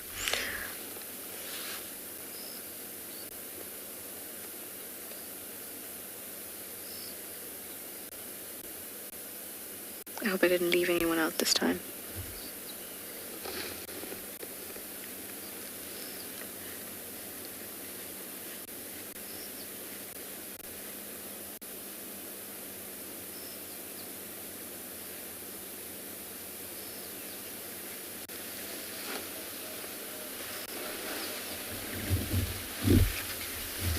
Oh, this wind is really picking up and the clouds are moving much quicker.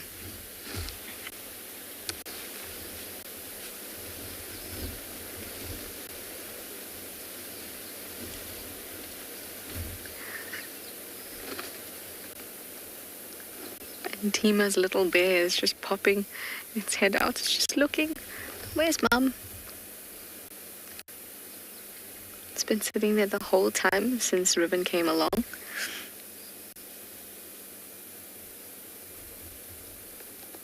Before it was tucked away in the den, we couldn't see it at all.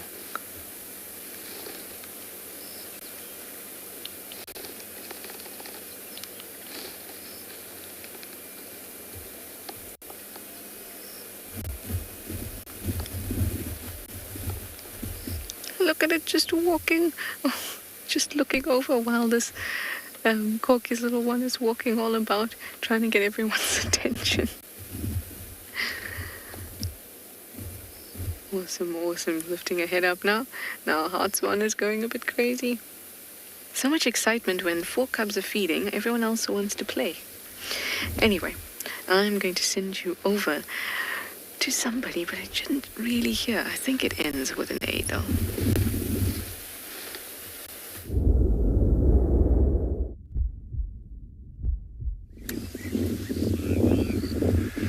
Good afternoon, everybody, and welcome back to andBeyond Phinda, where the buffaloes have given us a bit of a run around this afternoon. They seem to be moving in a thick area, but we've come across this beautiful herd of elephants just on the other ridgeline from us.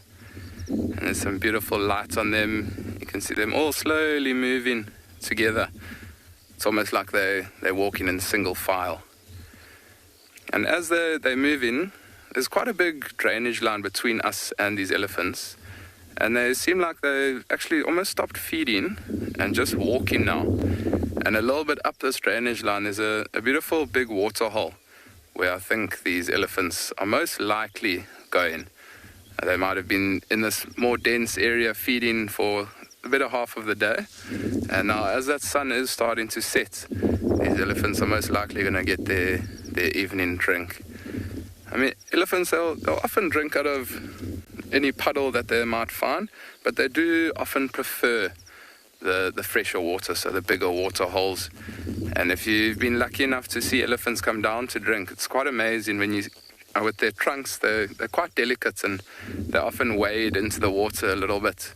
And as they get further into the water, they reach their trunks out far into the middle of the water, and they actually almost test the water. Like they'll suck up water with their trunk and then spray it out and almost test and see if that water is good to drink. And then from there they'll proceed to have their evening drink.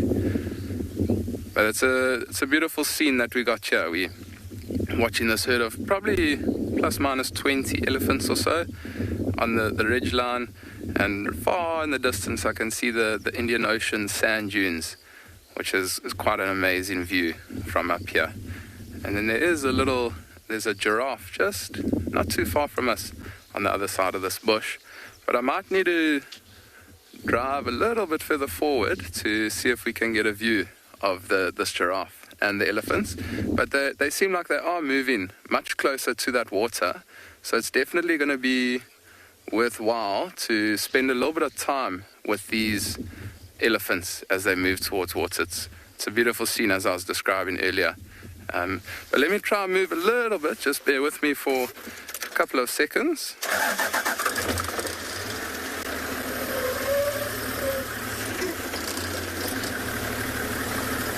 And try get a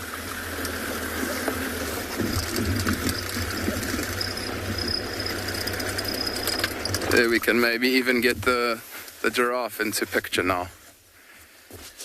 You can just see the head of that giraffe feeding on the tops of the trees.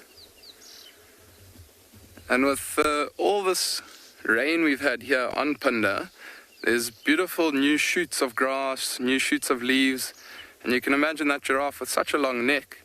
It's quite amazing that it can just reach those tops of the branches where no other animals can, except for the elephants that are in the distance. But it's amazing to see how that giraffe uses his tongue to wrap around the branches and feed. It does look like it's a male giraffe. I can see those big ossicles or ossicones on top of his head, and he's also got no hair on top of those ossicones.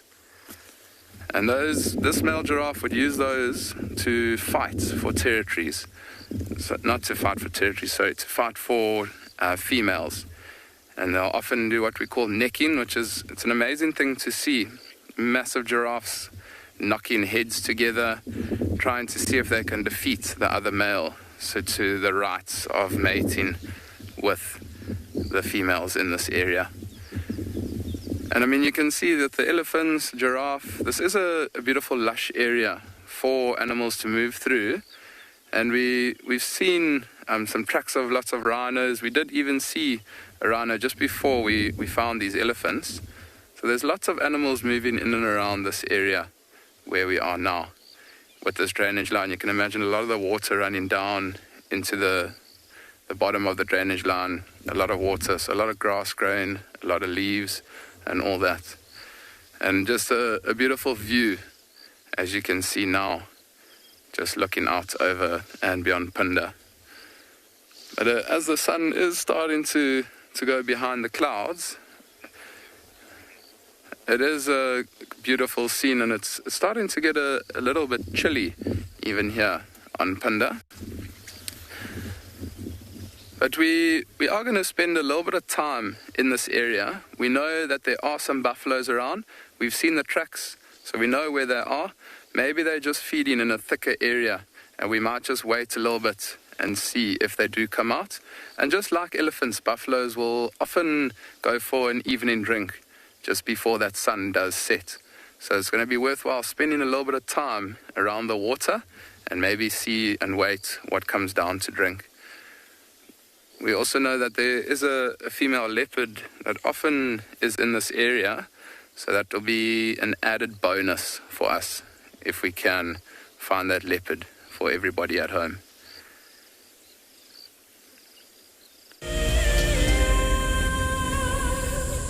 When on safari, there's nothing better than an evening spent under the stars chatting around a fire, with the sounds of the wild all around you.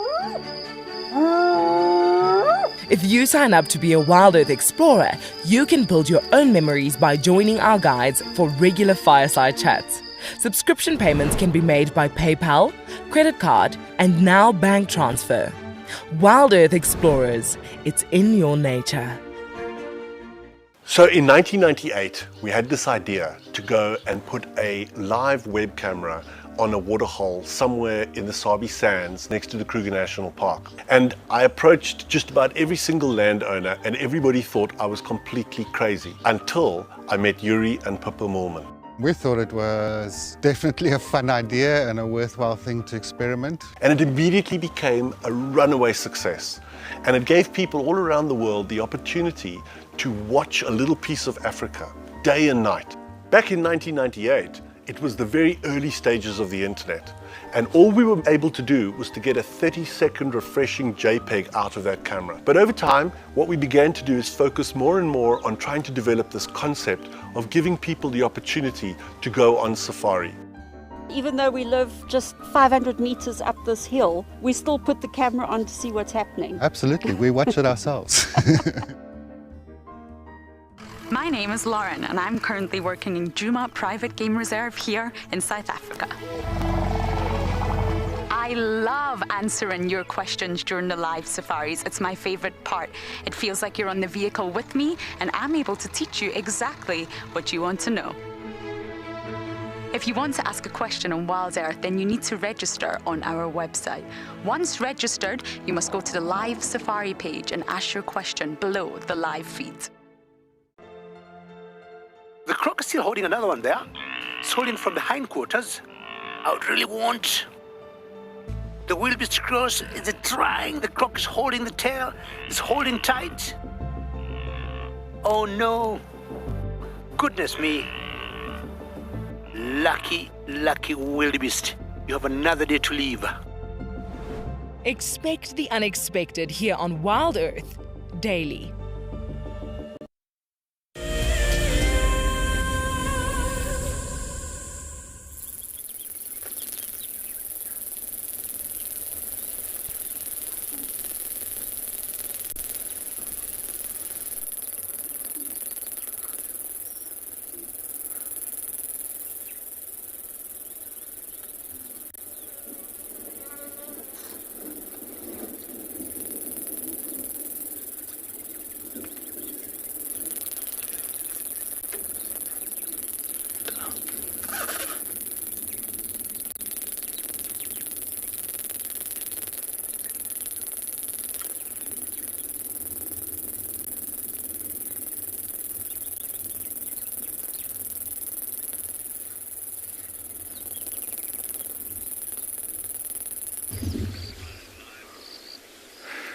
Welcome back, everybody. So yeah, we are still sitting in the same spot where these elephants were, but they have moved a little bit further into the drainage line, into this little ridge that we are sitting on. And it seems like they were all walking in a single file. So that means that they've stopped feeding. They now got one thing on their mind, and that's that bigger water hole that I was talking about a little bit earlier. They most likely, go in there to have their evening drink. And a lot of the animals, rhinos, buffalo, elephants, will often go down for an evening drink just before that sun sets. And then they'll most likely drink and then continue feeding into the evening, where they'll then most likely find a spot to settle. But the elephants, being as big as they are, they don't often settle too much. They'll slow right down into the evening.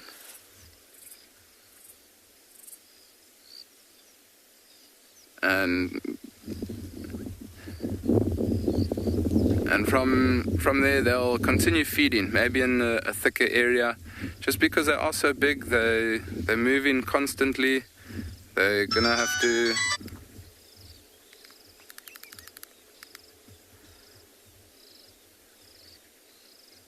are going to have to continue feeding throughout the night because they do move such vast distances.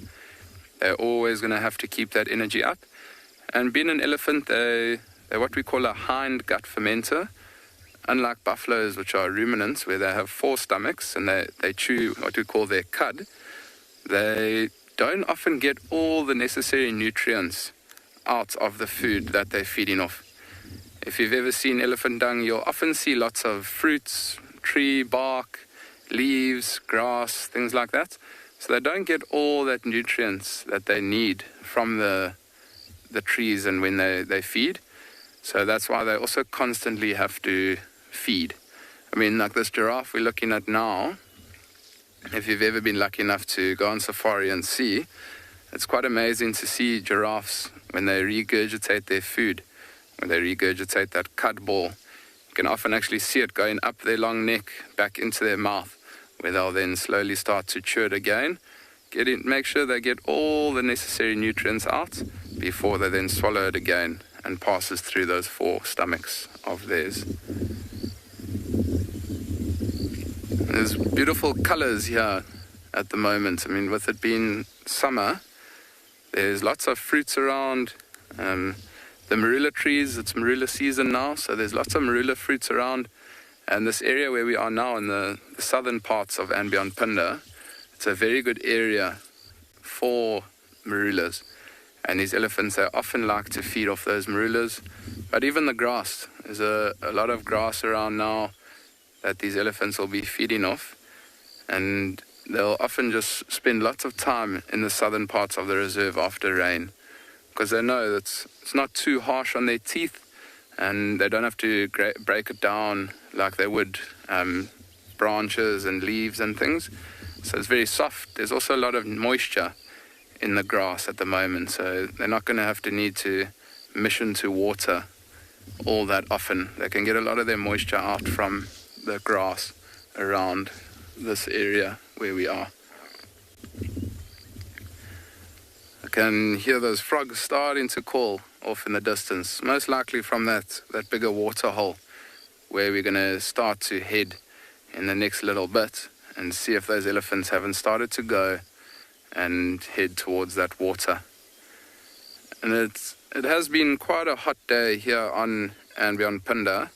So, I mean, being a big elephant, they might even splash some water on themselves to cool them down, and then from there they might just drink quite a bit and then continue feeding into the drainage line.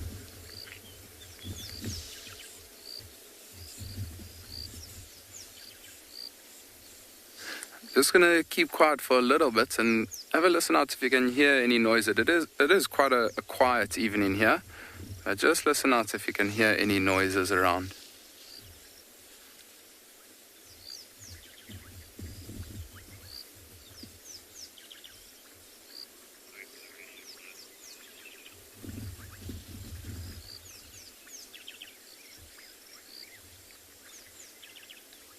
I can just hear a couple of birds calling, rattling testicular. I heard a birchel's cuckoo. There's a black-crowned chugra calling in the distance, a beautiful call. So there are some noises, but not too many noises around here.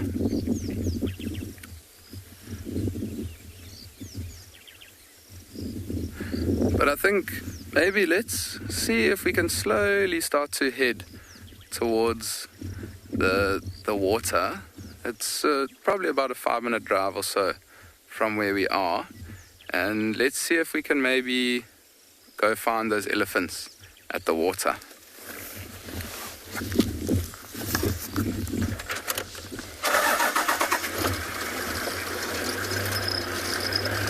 So yeah, we're gonna head to that water. We're gonna send you over to Tswalu and see what they've got.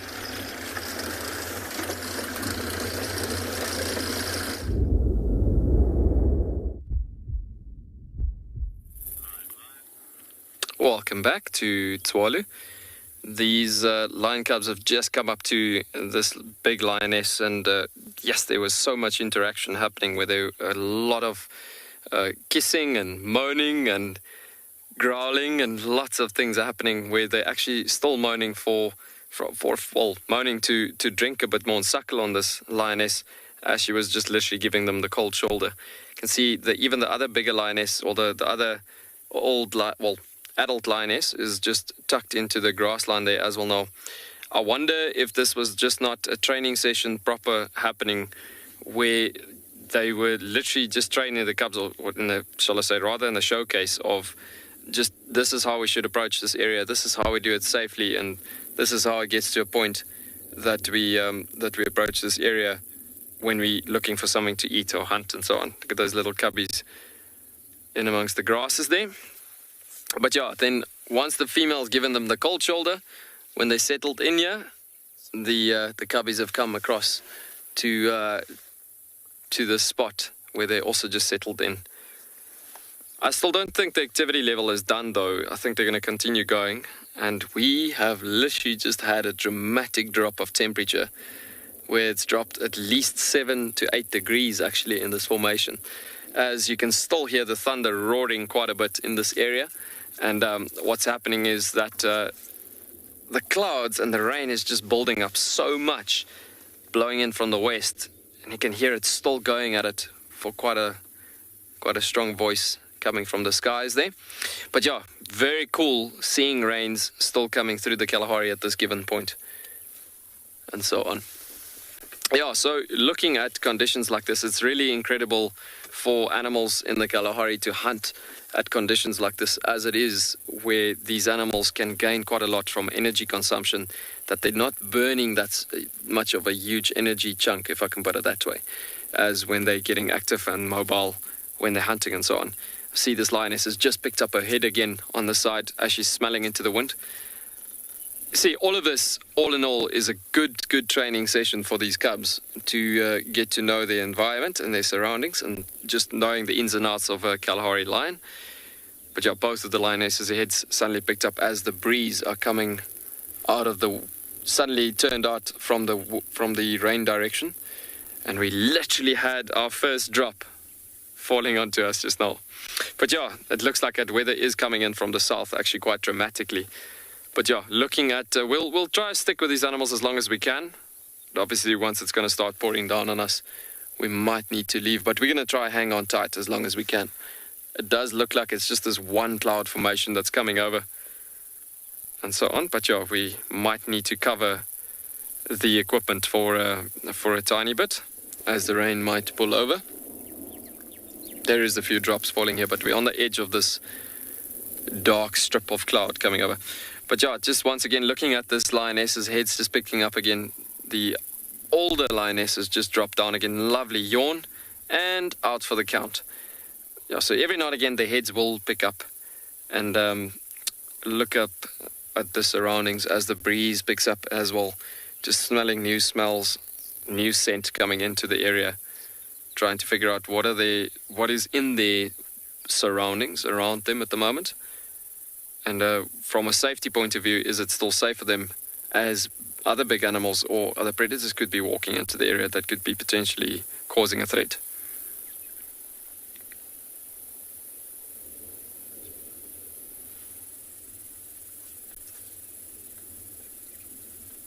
That little cubby.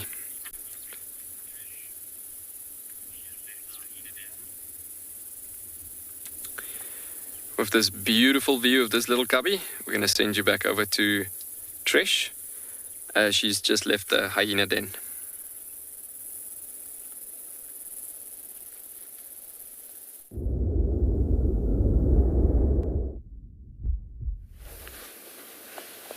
This is yet again where the day works out perfectly.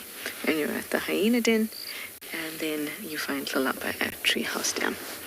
There's nothing quite like it, is it? She's been so predictable with her movements to Treehouse Dam, or from Treehouse Dam, and then she moves north from here. I know the visuals, not the best,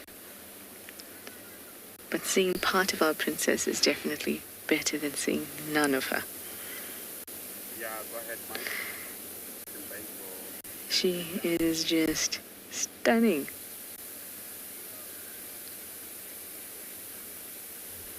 So she was at the dam,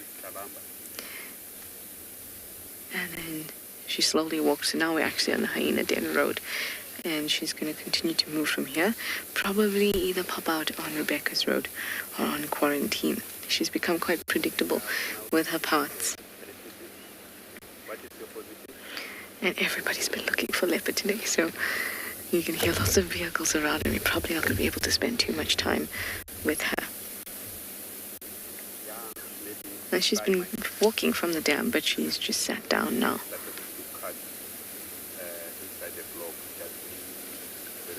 But thankfully, she's not in the big bushy bits of the block. Oh, there we go. There's some spots. There are some spots. I'm happy to see that. Now just pick up your head and look at us, girl.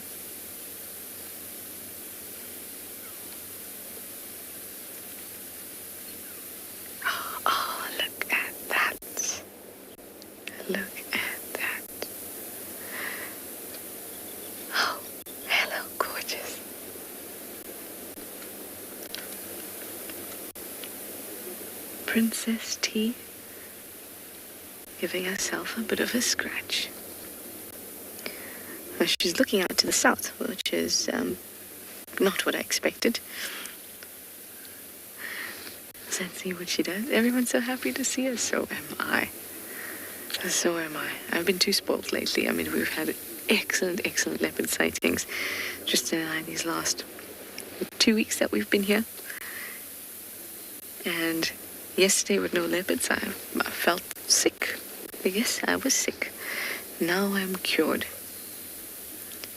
And she's going back to the south towards Treehouse Dam. Interesting.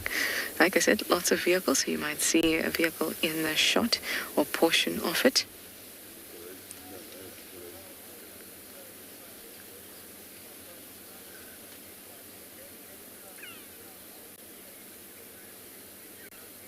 Oh, that's very cute.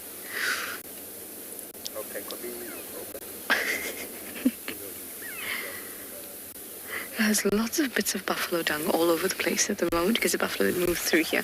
Remember I told you that I'd seen lots of evidence of it at the den, and maybe that's why we hadn't seen the hyenas for the last day and a bit. And leopards will often roll in dung of any description, preferably herbivore dung, to kind of mask their smell.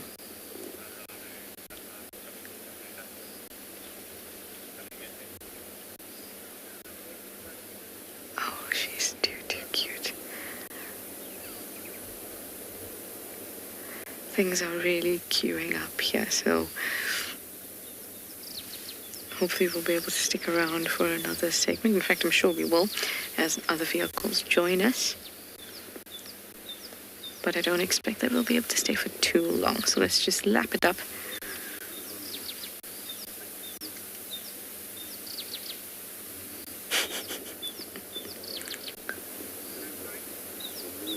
So gorgeous.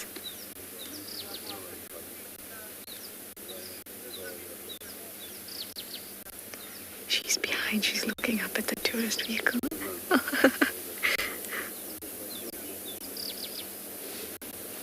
Lisa, you'd like to know if this is her territory that she's in there. We're going to get a nice walk by Lisa.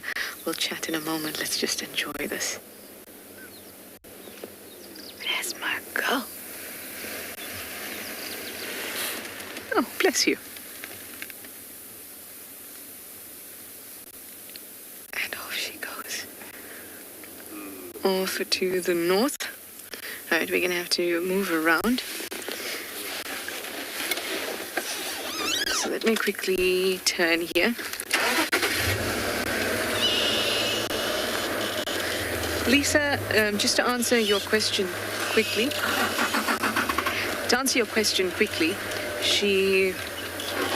This is sort of the boundary of her territory. And she and Shudulu sometimes knock together here, and then even up towards quarantine, but it's not particularly defined, and it's a little bit hazy. And with Tlalamba, she tends to be all over the place. Her territory is not very well defined, but this particular line, she and Shudulu, this is where they meet. Anyway, let's try and catch up with her.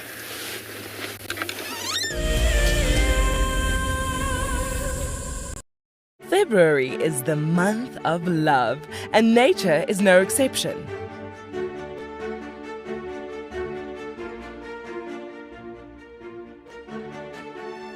Tristan and Trishala will be igniting the flame to discuss the bonds formed in the African wild. Sign up to become an explorer and join them by the fire on Sunday, the 28th of February. WildEarth Explorers. It's in your nature. The reason why we see that wildebeest by himself is because he's a male, or a bull, as we typically would call him. And what he does is that he marks and defends an area. Essentially, he is looking for the ultimate piece of land or prime property. Needs to have good grazing, needs to have a water source close by.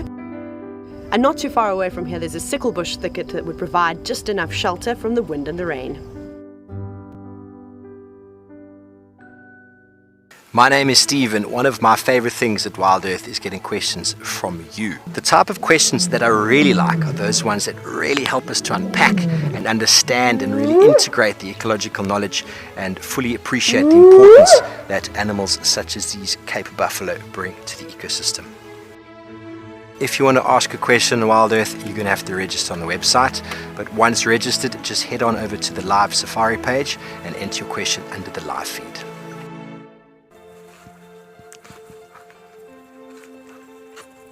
Hello, Mama.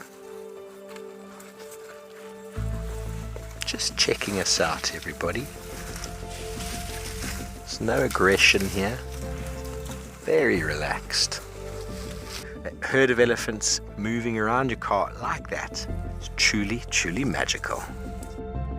Tune into WildEarth every single day. It's in your nature.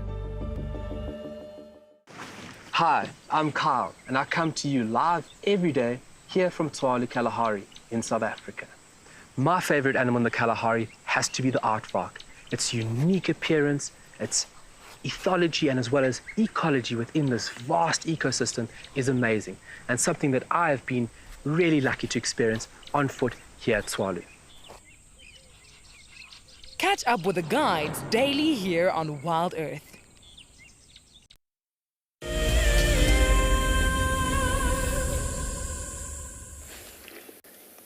She is slowly making her way north, but that's great for her, so she's not taking us on a wild goose chase. She's being excellent. She's enjoying herself with the bits of dung all over the road, I must say. I think maybe she's on the hunt this evening, preparing with a bit of masking of her own scent.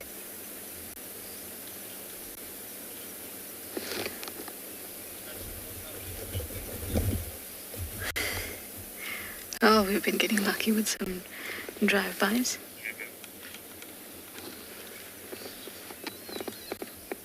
Or walk-bys, rather. She doesn't drive, I do. There she goes. It's a tight space, so she's actually, where she just turned her head and looked in now, that's looking towards the hyena den. So that gives you an idea of just how close we are.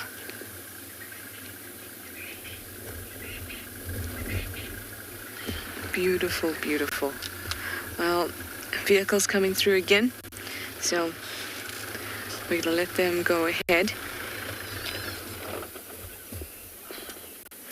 Ian, you'd like to know if territories ever get shared? Territories between mums and daughters can often be shared, especially when the daughter is just trying to acquire territory. Just gonna see part of a vehicle come through there. It's because she's just lost them. We've just lost her.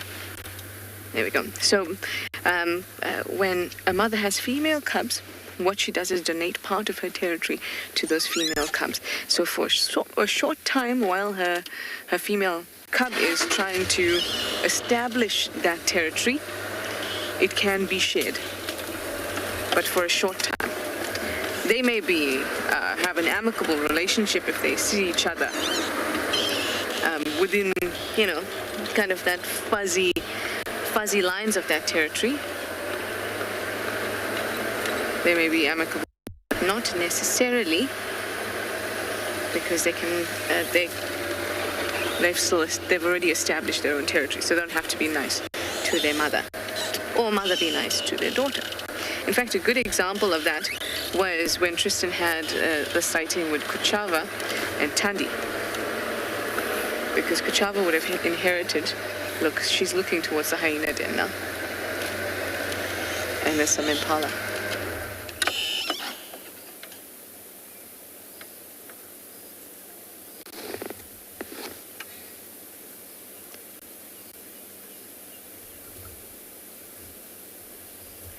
Quite sensed her. It was very half-hearted snort there. We can still see the impala, but they're going to get a little bit confused because the impala know that they're near a den, a hyena den, so they've already got scent of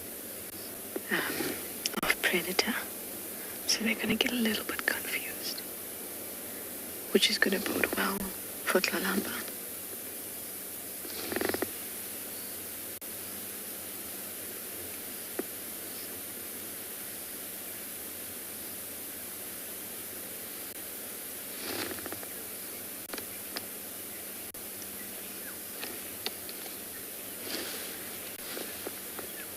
So this is now a waiting game.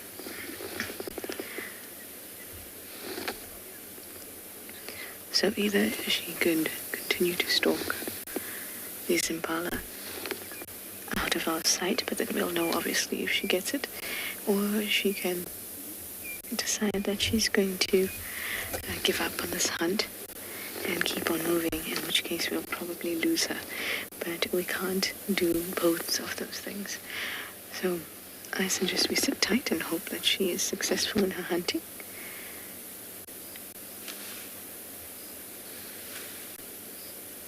Can you see through there?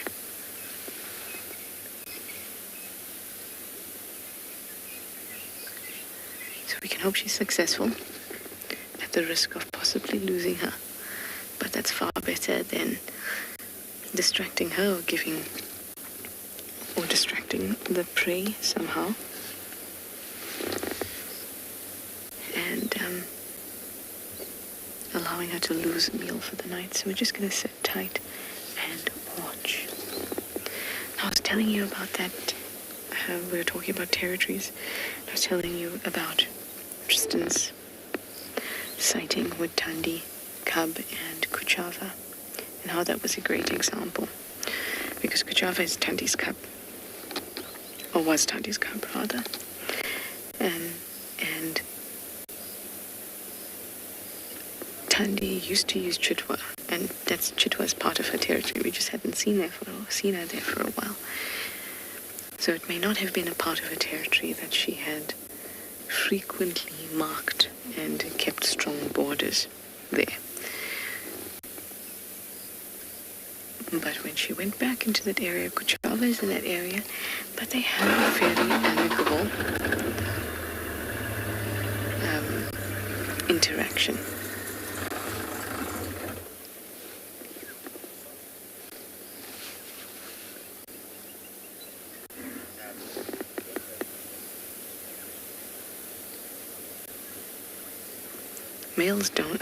Mothers don't donate portions of their territory to male cubs because males disperse away from their natal area.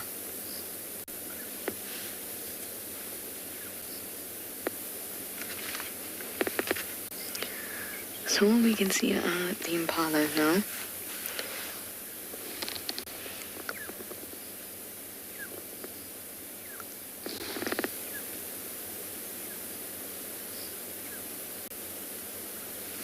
Which we're just going to have to wait.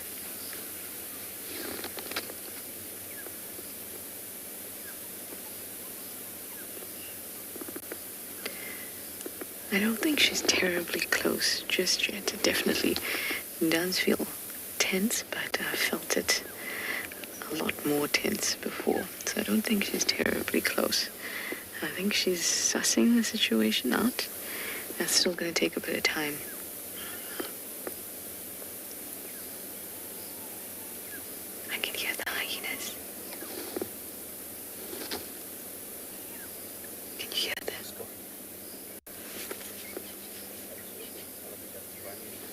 I can still see the impalas.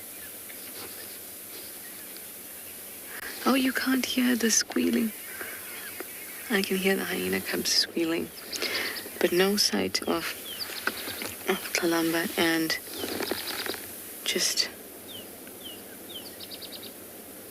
one impala to look at.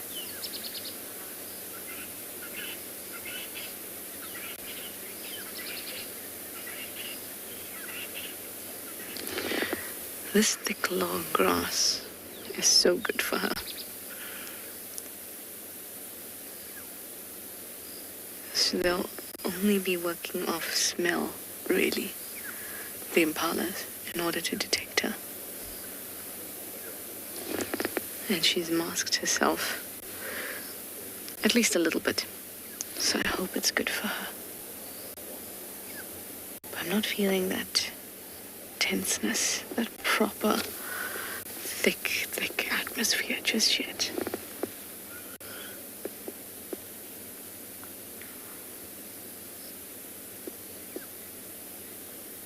But you never know, hey? She could just come out of nowhere.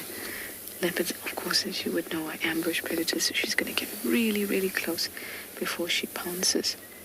Sometimes that can take a very, very long time.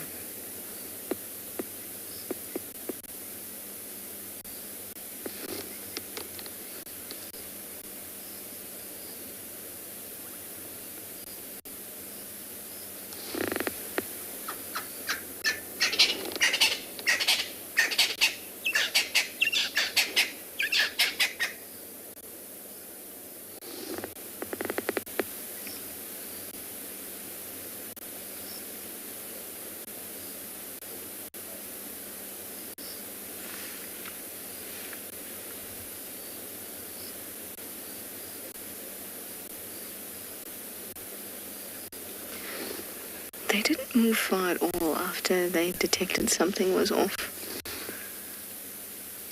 But also they've got a hyena den to their east and lumber to their west, so where they're going to run to.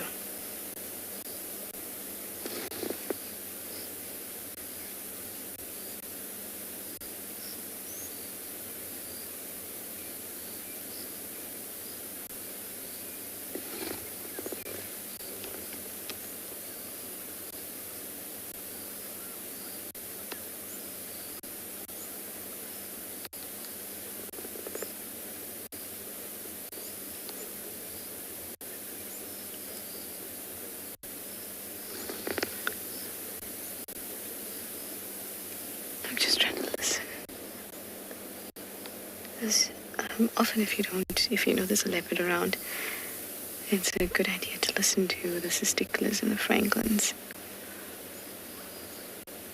They can give them away. I'm not hearing anything.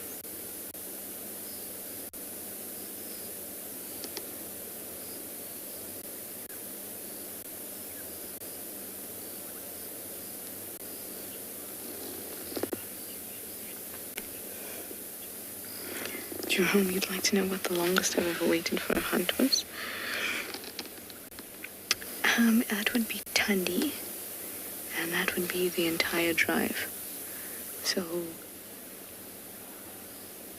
3 hours, and I still didn't see her be successful. I've just had some elephants shouting behind us too. Our impalas have now moved out of our view.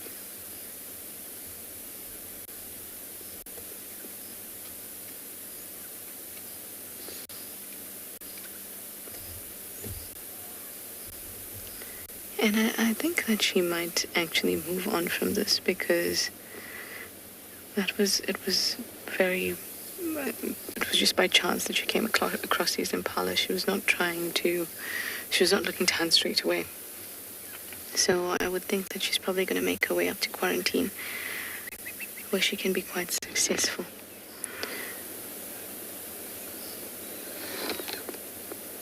Impala have definitely moved.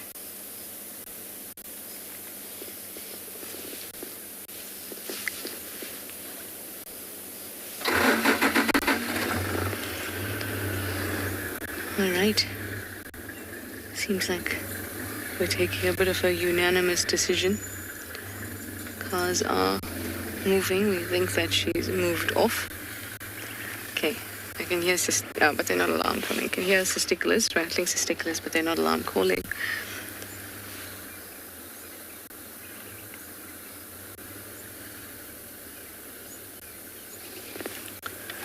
Okay, let's not get into the block.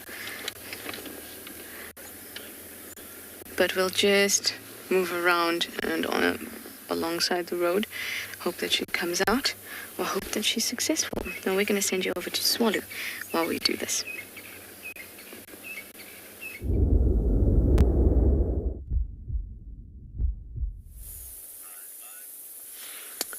Welcome back, folks. Can you believe it? We've literally had that thunderstorm passing over. There's still quite a lot of clouds in the air, but there's some sunlight casting on these cubs now.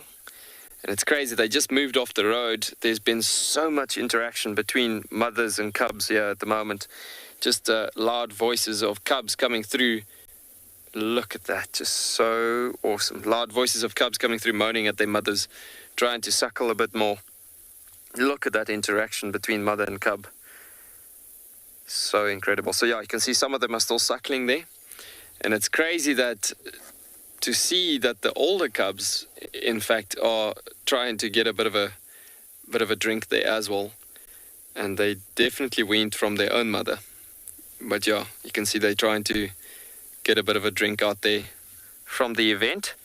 So they just started moving off from the road, and it looked like they were going to head over into a good hunting posture from here furthermore. But yeah, then the cubs' voices just started singing like a choir, and literally just mother, looked like the mother wasn't really going to respond, but then eventually gave in to the cubs, started drinking. This little one just looking at us here again. So just while we're looking at this face of this little cub, earlier on there was a question about when lions, or if lions hunt at night and day in the Kalahari specifically. There, just below the eyes, you can actually see a very nice line underneath the eyes, a white line. And that white line is adding up to that question specifically, because you're looking at that beautiful white lines that reflects to the back of the eye socket where the retina is situated at, and that light that reflects from the moon and the stars from the white line into the back of the eye socket, into the edge of the retina, that reflects the light back out of the eyes. And they've got more rod cells as opposed to cones. Cones is basically for color vision. So being a nocturnal animal, they look at gray and white vision mostly. And so that white lines is explaining why this animal is mostly active at night and so on. But yeah, so cool to see all these features that these animals have, and so coming through for survival.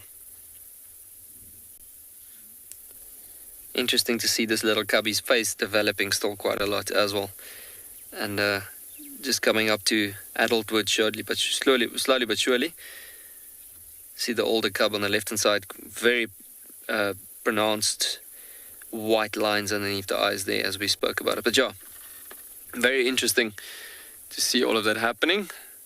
Looks like our lioness has just got fed up of all the cubs, and she's moved off as well.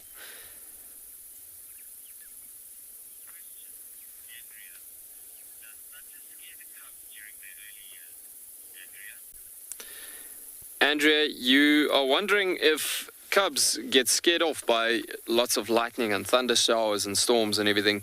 You know what? They do get afraid of or do become afraid of heavy lightning storms, things that looks quite dramatic, that could even create fires out and about in the mountains and the grassy patches and so on. And but in that situation, when cubs and young lions are in that conditions, they often get to a situation where they get hidden in a safe position by the mothers and well taken care of by the pride's composition, working together towards that goal. But young lions, yeah, it doesn't really make a difference between them and adult lions as well. All of them will become afraid if lightning becomes to a certain extent where it's going to, I want to say, blow their cover, and there's not much hiding point in positions and so on, but it generally gets to that situation that they would get well away from that conditions well before something bad happens. But again, you must remember, these animals have been born into these conditions and so on. So that's the only thing they know. They don't know the inside of a house, for instance. The only thing they know is the underside of a bush, or like a place to hide at and so. And as we speak about safety of the pride, and just looking at safe conditions and so on, there you could see that lioness just popped up again as she was looking around in the area, trying to figure out if it's safe. Possibly there could have been animals walking off towards the water point by now, as it's a good time for them to possibly get to a good hunting situation as they were progressing further east, looking for something to eat earlier on, trying to go through hunting training processes for the cubs and everything like that as well. It comes down to a situation that they are still scouting, just making sure, maintaining safety in this environment, as well as scouting for food resources. Nice to see that composition of them all been spread out quite nicely now. Cubs all had a good drink, and like a baby just drank from its mother. It's in a condition where all of them just had a good, warm, happy belly and just ducked down. The older cubs, obviously, it was just that one that was trying to get a bit of a drink there as well from the female, which is not the mother for those older cubs. But yeah, sometimes they'll still try to go at it. And obviously their teeth has developed a bit, so those older cubs would definitely not be drinking.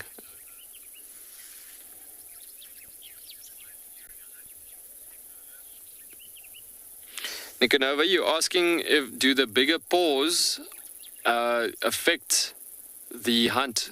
Sorry, FC, can you just repeat that question again?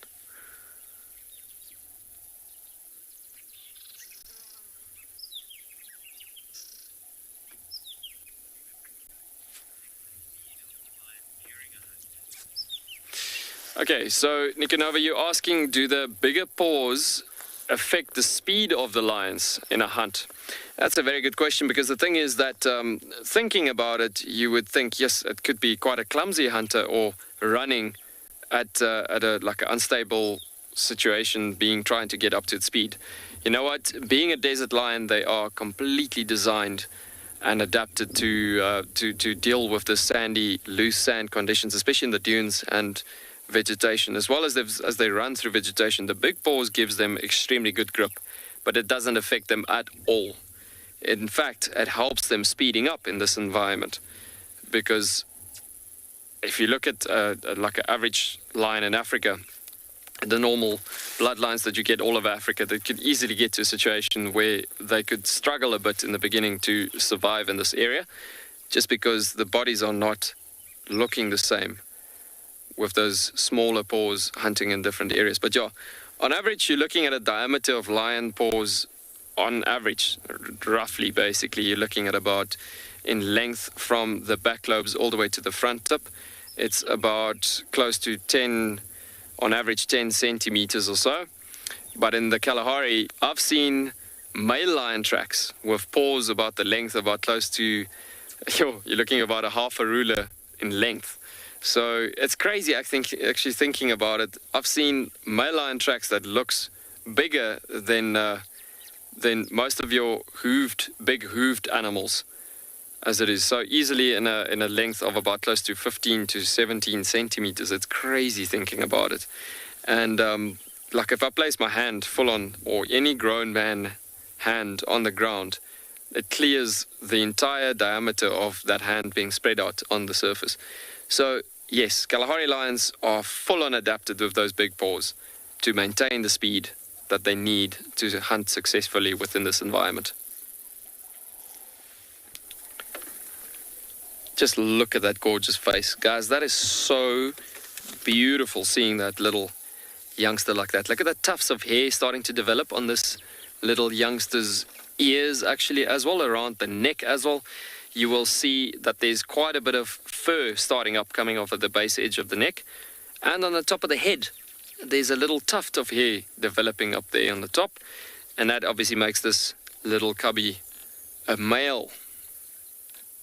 Females, if you can't really dictate whether it's a male or a female on cubs, just because of the genitals and the testicles being so small, or not really being able to see that, to be seen that easily, you literally can look at the head shapes and sizes between male cubs and female cubs. The head of a male cub is much bigger, especially at this age of this particular one we're looking at, much bigger as opposed to your female cubs. And that's easily dictated, especially among the desert lions or the Kalahari lions. Extremely cool to see that dark amount of fur on those bodies as well at a very young age, as you generally get to see that very dark furs on the Kalahari lions. You do get normal lions in Africa with dark tint of fine hair coming all over the body as well, but this particular one, so cool. So cool to see that skin coloration of that fine tint of dark hair covering these Kalahari lions. I'm going to send you back over to Trish. She's still looking for her leopard.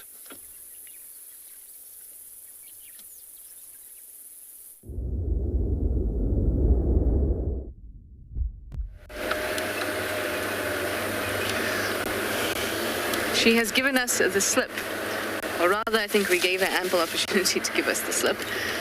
The impala have moved off. Just seen hyena cubs wandering about near the impala.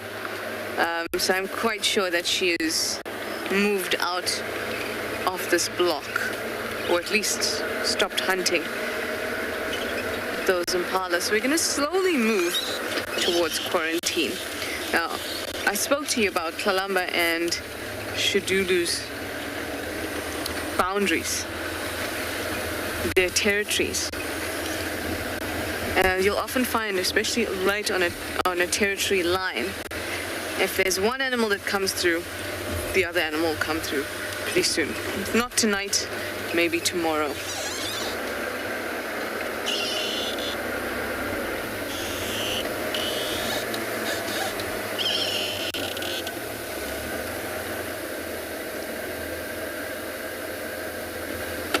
Hang on. I'm not sure if I'm seeing things. I'm not. Could just be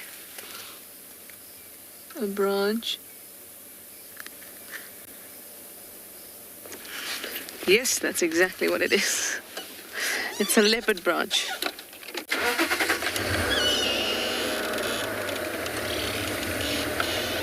It just was curled up like a tail.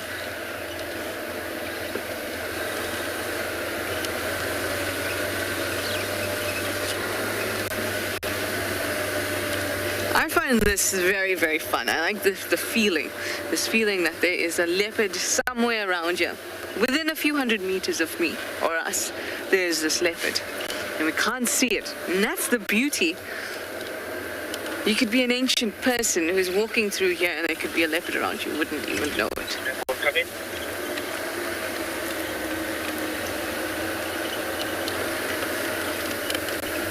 Or, much like us, we could think there's a leopard around and she's already left us. Kept on moving.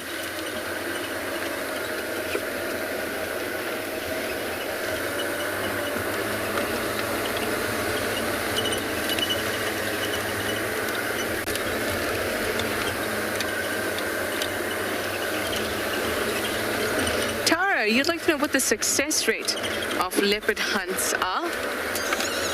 It's around 20%. So it's not very high.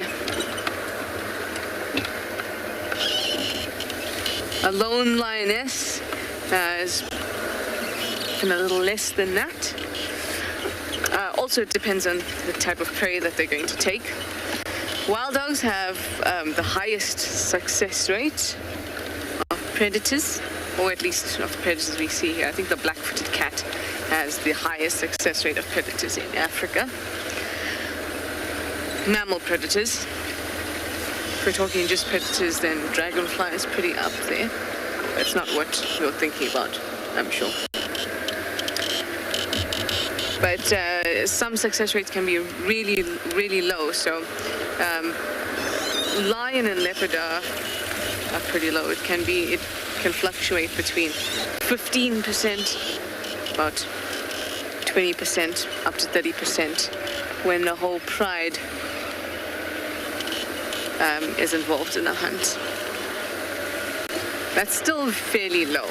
And then if you imagine the amount of times we've watched hunts and how many times have they been successful? Not often. And for each one that we see where we don't watch the hunt and we just see an animal hoisted into a tree and a leopard feasting, for all those times there are many unsuccessful attempts that we don't get to see. Now, she couldn't have walked all the way up to quarantine just that quickly. It's just that I think that given the darkness and that she wants to hunt, it'd be the most sensitive thing to wait up there and see what happens. Anyway, let me send you back over to Tswalu and their lions.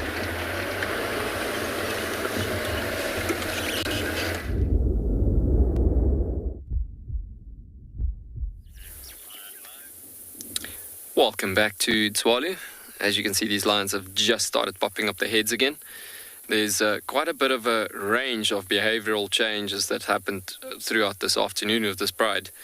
And you can see it's literally just as they starting to wake up again, a nice big yawn coming through after the suckling process we had earlier on.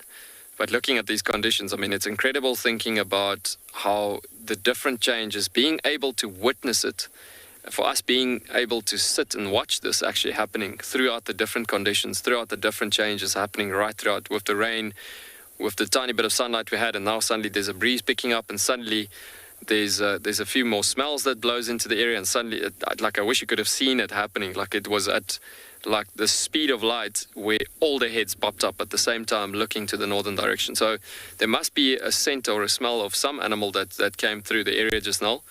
We can obviously not smell it yet.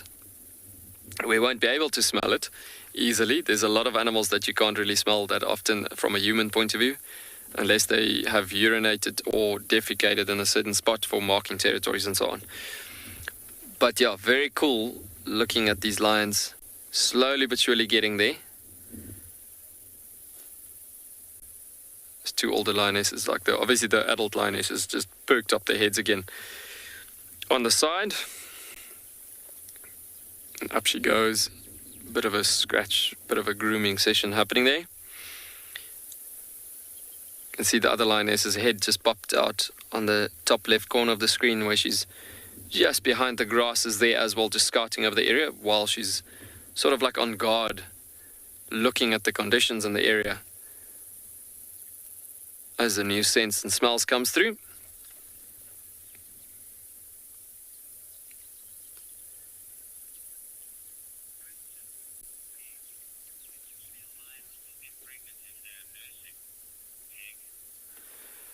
Beg, you're asking, can female lions still get pregnant when they are nursing?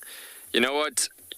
You'll have to have a male lion, for instance, coming through to the female with her cubs, for instance, and it's going to get to a point where the cubs are going to have to be killed because it might have been from a different male's offspring, and that'll force her straight back into estrus immediately. But no, lionesses with cubs, at least within lower than a good 15, 16 months, will never be really able to mate at that same given time, because her whole focus is on those cubs and actually raising them to adulthood successfully and safely. And so it's literally in a condition that, no, it can't really be happening. It's mostly when she either have raised those cubs successfully into the pride and she doesn't really need to focus so much on them anymore, then it gets to a point that she can go over to mating. But apart from that, she gives her whole life to these cubs, training them up how to hunt, how to kill, how to be a lion, basically. And it gets to that point that they're very protective and oversensitive, I want to say, when they have cubs. So no mating behavior really happens. You know what? The odd thing could possibly happen, where you get to a situation where she doesn't want the cubs to get hurt and she might give in to the male, but it will not be a successful mating situation happening there. And the pride will stand up against that given male that tries to force his will on top of that female at that given point. So there's quite a lot of up and down behavior happening, where there's a lot of shifting happening every now and again with them coming through.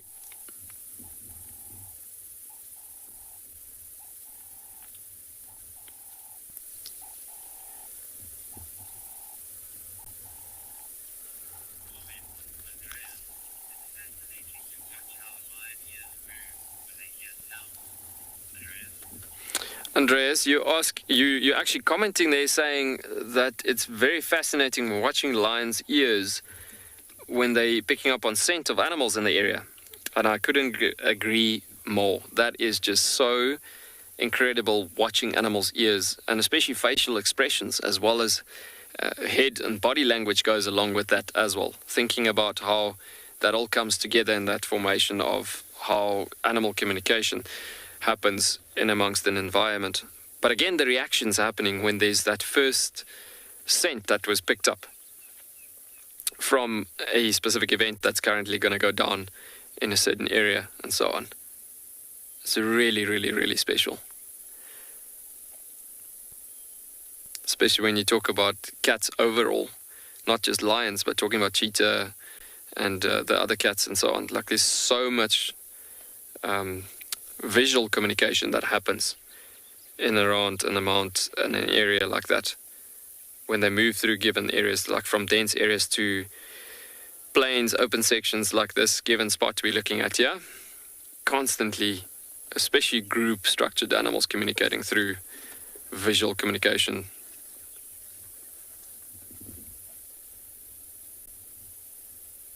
Especially if they need to avoid confrontation from other predators or any other dangerous situations or so. Comes down to that point that there's a lot of visual structures that needs to happen, as in communicating a lot with each other in that formation. Keeping the sounds down.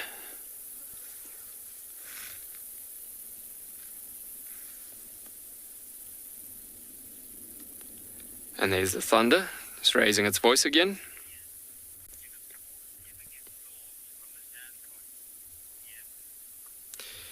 Ian, you asking if the paws of lions get sores from the sand particles sometimes.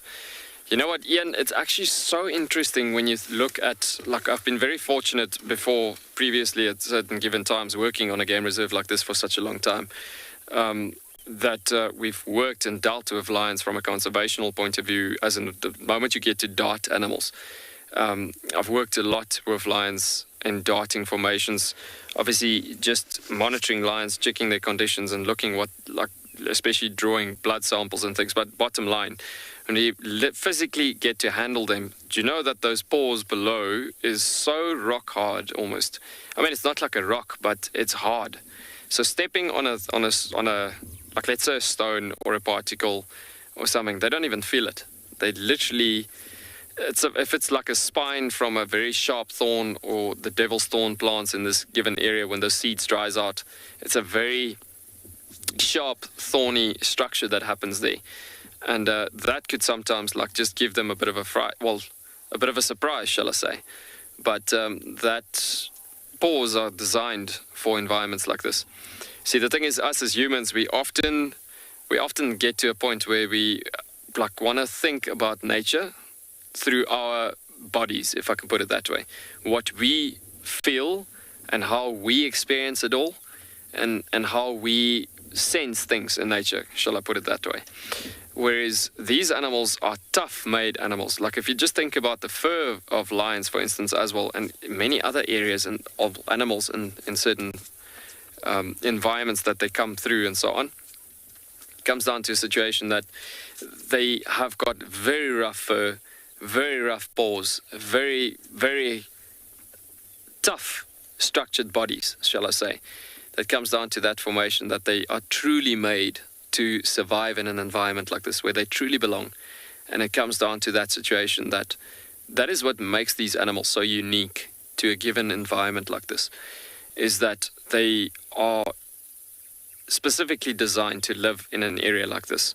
And that is what makes them surviving so much. This is why you can also not place an area or introduce an animal in a certain area where they don't really belong. It truly comes down to that situation that whatever you introduce into a new game reserve in a certain given ecosystem or whatever, you got to look at what is the background history of that particular environment. You got to look at what has occurred previously there and what is going to survive in that area, because whatever the way the body looks like and how tough the body is designed and made and so on, gets to a point that they basically will survive in that area because they truly belong in that environment. Look at that gorgeous, gorgeous structure of clouds formations coming together. We've got a bit of the last bit of sunlight we're having for last bit of late afternoon light coming through, casting a bit on the left-hand side of the screen of the clouds there. And then the beautiful dark cumulus clouds combining up together, which is obviously the way that we've had in a meanwhile. And just on the top side of the clouds, looking at the top corner side there, as we're pointing it out there, you can see a beautiful towering cumulonimbus cloud, which is getting born out of these cumulus clouds coming out in a combination. Just so beautiful, just seeing all of that coming in together. The Kalahari once again not disappointing us with a fantastic scenery structure. We're going to send you over to Trish.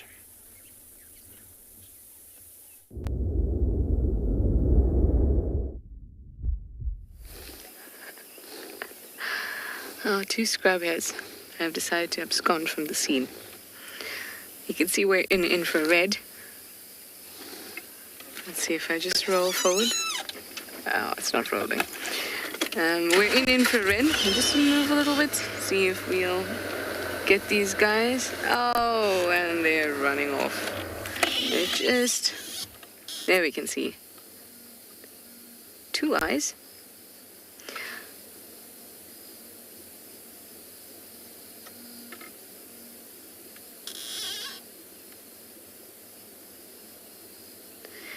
So you can tell that when you have a really nice look at the eye structure like this, it's going to be a little bit out of our IR reach now.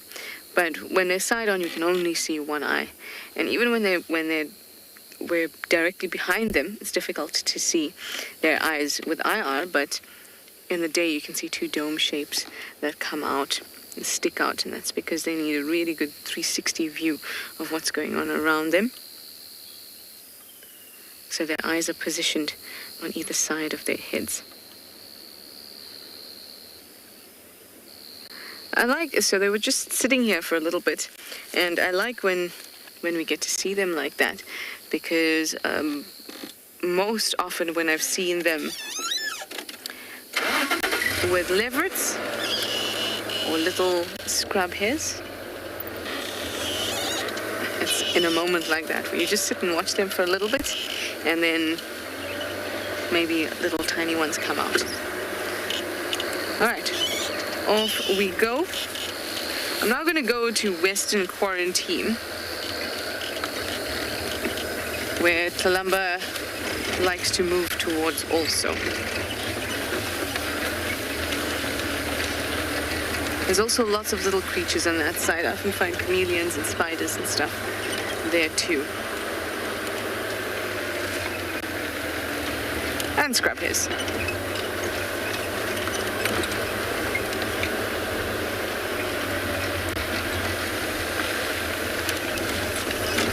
Even the genet, the one time that we found the genet a couple days back, it was in a similar area, not too far from Western Quarantine.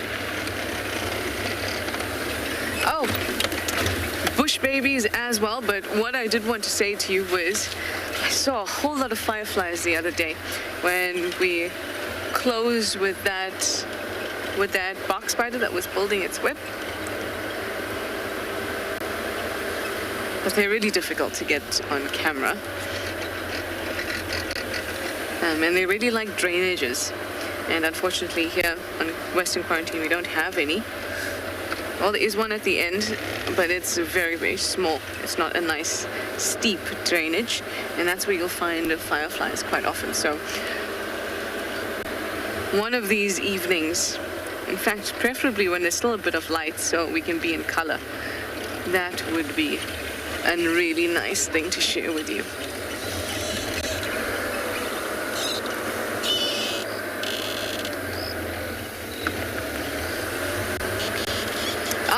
Excited about bush babies? So am I. I feel like there used to be a time when we used to see them so often. It was the best sighting of a bush baby I've ever had was outside my room here at camp, when one just jumped in front of the trees, or it was jumping along and then jumped in front of the tree directly in front of our rooms, and especially in front of my room. So you just looking straight at us, wide-eyed, maybe 2 meters away.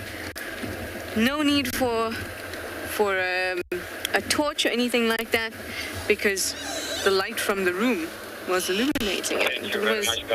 It was great.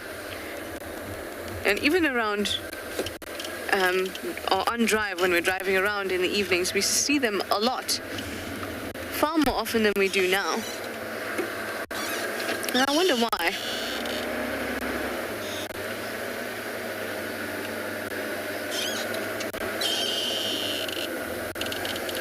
Either way, I will definitely keep an eye out.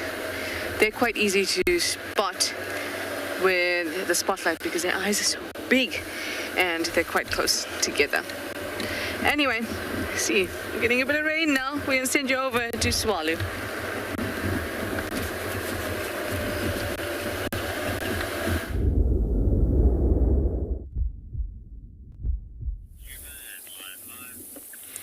Welcome back to that gorgeous view that we're literally looking at. So we left you with that view and we just couldn't stop talking about these clouds just being in such a gorgeous formation. And, excuse me, so as you can see, the different colors coming through there on these clouds, and quite a lot of dark patches below the clouds as well.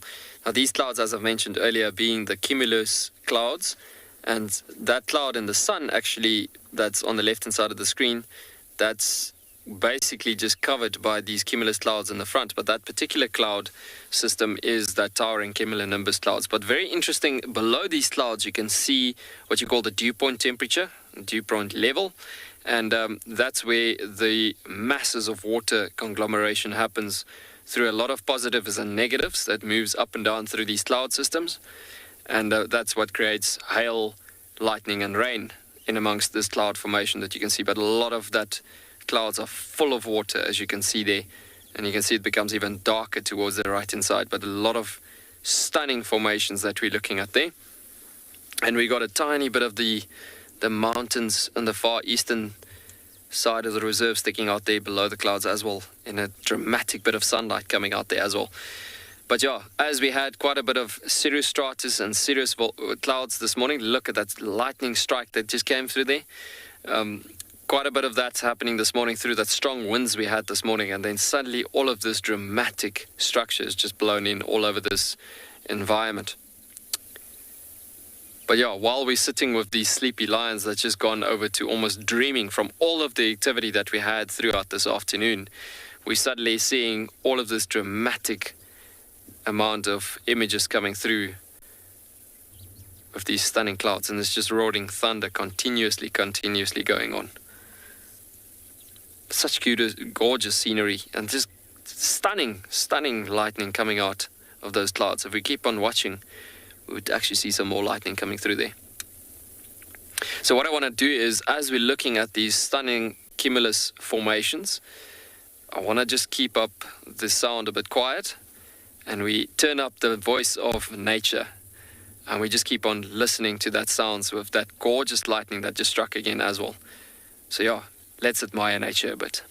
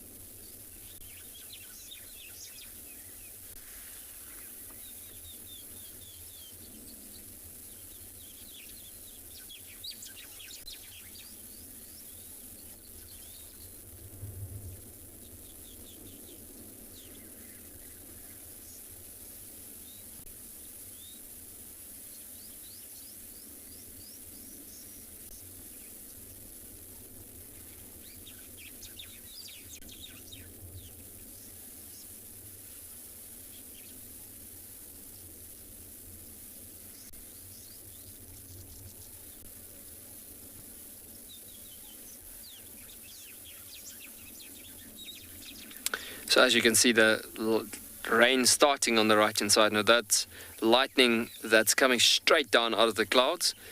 That is what creates that the positives and negatives that moves up and down, working up against each other in the cloud formations. That's what creates that sharp, straight down lightning formations out of the clouds. And so that is why the rain literally started falling and pouring out of that cloud formation from the dew point level that we're looking at there. But look at that stunning colors coming out of that rain formation. I hope we got to hear quite a bit of lightning as we adore nature. But look at that change in the coloration of the cloud formations as well. Like, I mean, as we had a huge amount of wind blowing quite dramatically this morning, and it obviously created a lot of dust pollution in fine particles, which we can't really see that well always with our naked eye.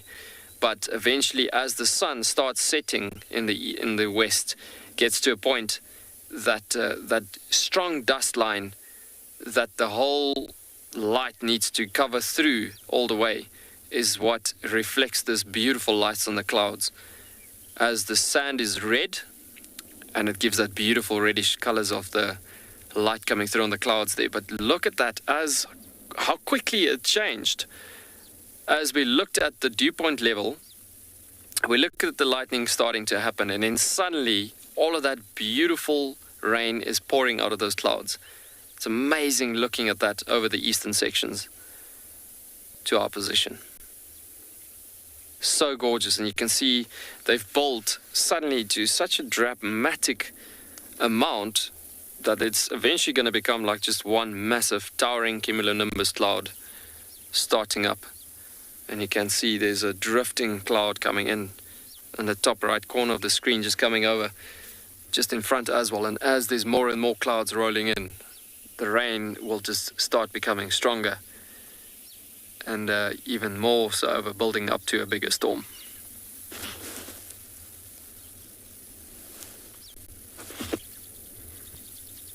Also stunning to see that beautiful camel thorn trees in the foreground in front of them, with that dramatic image of the Kalahari, with that stunning thunderstorm.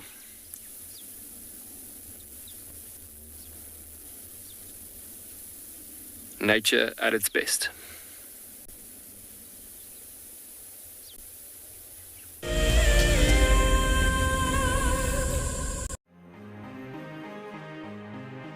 Hi, I'm Sue. I'm from South Africa and I'm the incredibly lucky winner of the Tswalu competition.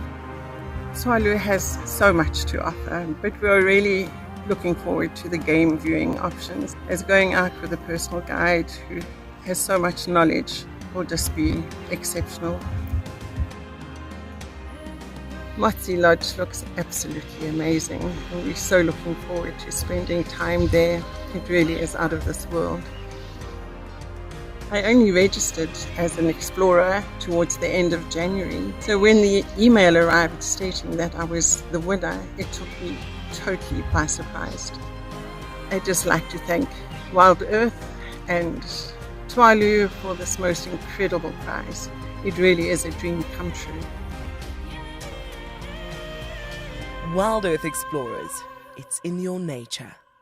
Our bodies are made up of about 60% water, which means that in a very short space of time, you can dehydrate completely. A relatively efficient way of collecting water early in the morning is to take an absorbent material like a sock and to walk through the grass, absorbing the condensed dewdrops on the grass. Once the material is saturated, you can then squeeze it out into a container, or you can suck it out directly into your mouth. Hi everyone, my name's Daniel Fisher and I'm going to be your guide this afternoon. I'm looking really forward to taking you through and showing you all the beautiful places here at andBeyond in Ngala. If you have any questions, please register on our website. Once registered, go to the live page feed and post your questions underneath the live feed. Join me on my next safari through andBeyond in Ngala on WildEarth. Send me live questions through the WildEarth website and I'll answer them live from the African bush. Something very, very interesting. I didn't plan this, but this is a scene, rarely seen. This is what we call a journey of giraffe. So beautiful.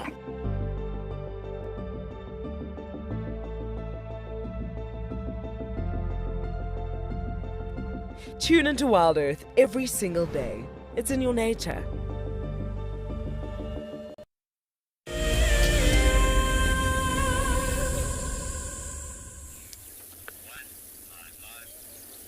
And we just couldn't resist. Look at that changing features constantly happening. It's like a movie set playing off, constantly just happening. I mean, it's just, we had a few cumulus clouds and then suddenly it's built up to this massive formation. And it's just roaring thunder that just keep on going with from the skies out there. And it's now just pouring down with rain in the eastern sections as it comes through. So when I show you from that gorgeous view, coming back over to these lions, they have come to a very sleepy position. There's even some of the cubs that's fast asleep. You can see there's one head that's just peeked up again of one of the little cubbies coming through.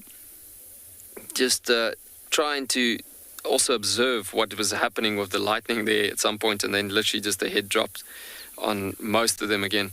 But yeah, fast asleep on most of these individuals. Even a nice stretch coming off to the left-hand side there.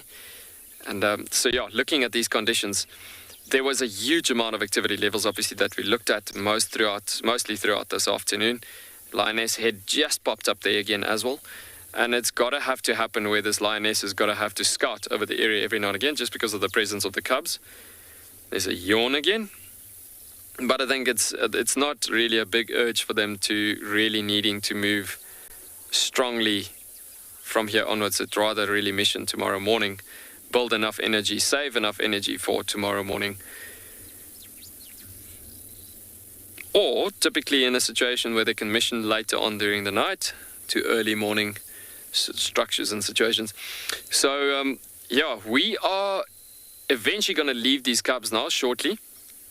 Just, well, from all these lions' point of view, these animals have all gone to a very sleepy motion. Yes, we do have heads every now and again popping up every now and again and so on. But yeah, it's really gorgeous. There's just a fantastic view to our western edge, to the skies out and about, that I just want to show you behind towards our backside here to our western edges. And so we'll pan off from these lines across towards that side. And just to give you a bit of those clouds, from the clouds that we're having in the east and that thunderstorm, look at that coloration happening in the sky on the western side. I mean, and that's where this big thunderstorm that we looked at on the eastern side have been coming from, and suddenly it looks like there's still a bit of clouds pushing through from the west, but just so gorgeous seeing that different colors. And once again, from the dust pollution line that we spoke about earlier, that just creates that gorgeous different colors on the skyline along with the mountains.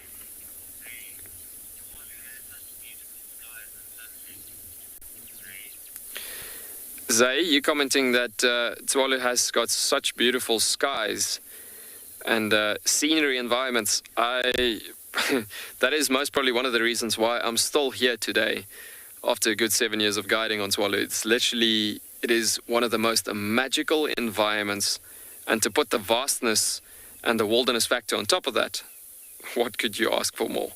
It is just so incredible. So yeah, I couldn't agree more.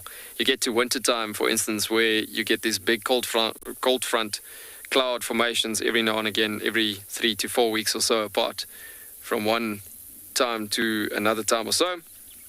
And then you get this beautiful purple, pink, and reddish yellow skies that comes through in wintertime as well.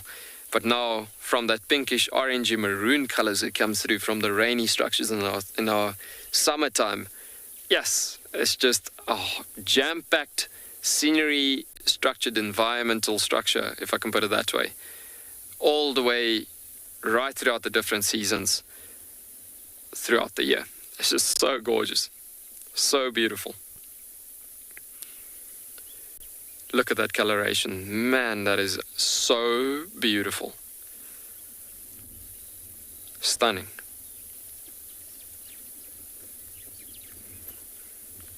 So I think what we're going to do is, as we said earlier, we're going to leave these lines and bumble out of this area and see what else we can see. Possibly pick up on some any nocturnal animals that could be starting to move. As the sunset's rising, we might see a few antelope coming through this area as well for the last bit of daylight that we could be coming through and across to, as we're going to progress a bit further south-southwest and see what we can see. But yeah, we're going to leave these lines. It is crazy. Just as I said that, the lioness popped up actually on the left-hand side. Just look at that actually happening.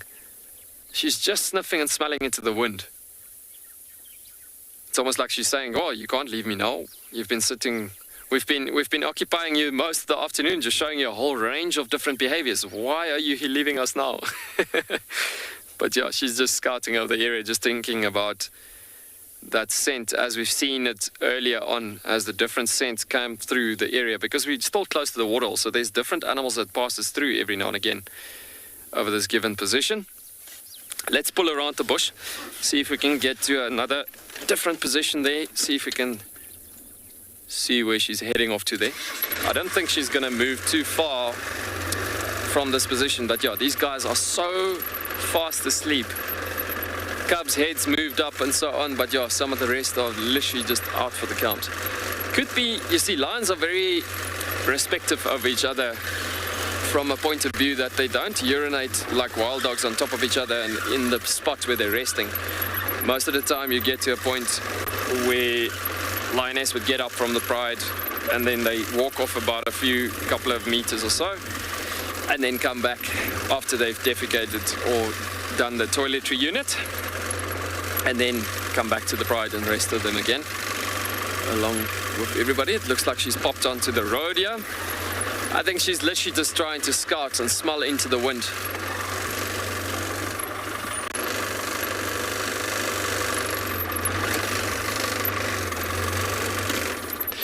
So, as you can see, she's just popped out on the road here. Nikanova, you've just asked and wondered if Kalahari lion would be able to survive in a non-Kalahari environment. Definitely they can.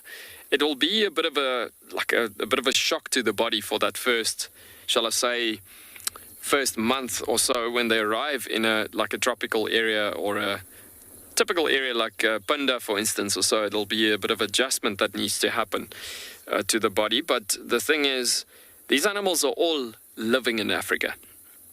And the thing is, they would be able to adjust and adapt.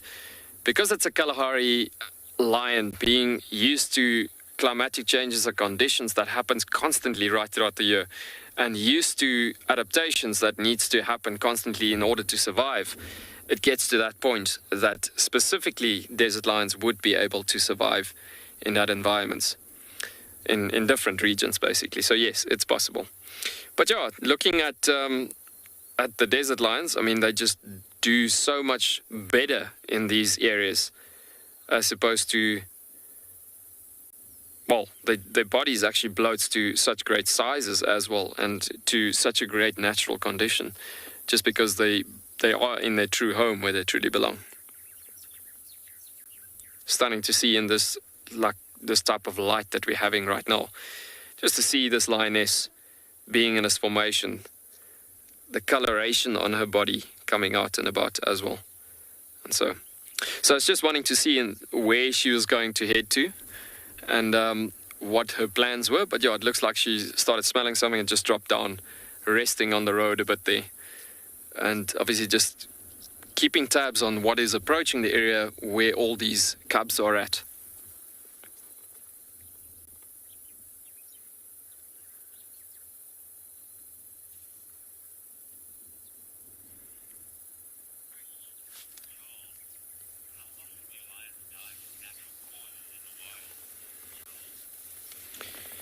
Charles, you're asking how often do lions die from natural causes in the wild? Natural causes have got such a big range of different topics that you could get to from that point of view. Like natural causes from lightning, natural causes from diseases and sickness and illness. Yeah, it happens like like lions live up to, let's say, in the Kalahari, around 10 and a half, 11 years, basically, that you're looking at if they're lucky to make it to that far, and so on. But yeah, when they get to that age in the Kalahari, you see, lions consist overall in Africa, doesn't matter the type of species, consist all over Africa of a tapeworm that is all inside the body. And sometimes those tapeworms will cause blood clotting to happen with the blood flow of veins. And so what happens is that as they get older, because the tapeworms wrap up around the vein flow situations, and that is where it causes the blood's clots to come through the veins and then goes through to the heart. So sometimes lions, especially in the Kalahari, I've seen it happening where there's heart attacks literally happening because of blood's clotting happening, going through the heart and blocking certain flows of arteries and so. And that conditions happens, I'd say, maybe once, maybe twice in a lion's lifetime. it doesn't say that they always die from that physical structure that they went through. The chances are much higher that they will die from infection, bad infection, from an extremely bad wound, where a lioness got caught up between a whole pride of lions, a different pride of lions, for instance, that they got caught up in a situation where they've nearly almost killed her. And then the infections in the wounds got so bad that she's like almost been prohibited in a certain way where she can't really hunt effectively anymore.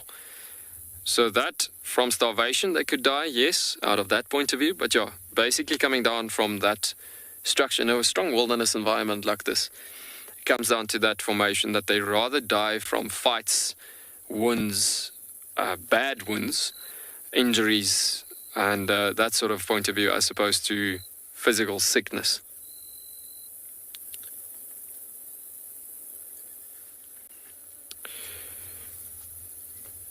So folks, we shortly almost going to be switching over to a nighttime vision as we starting to lose our light.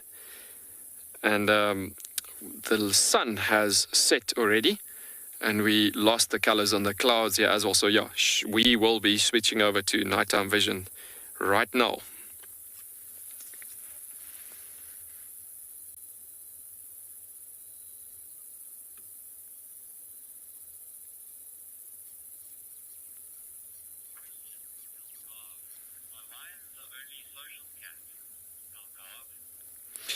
Aldov, you're asking if lions are the only social cats that you get? No.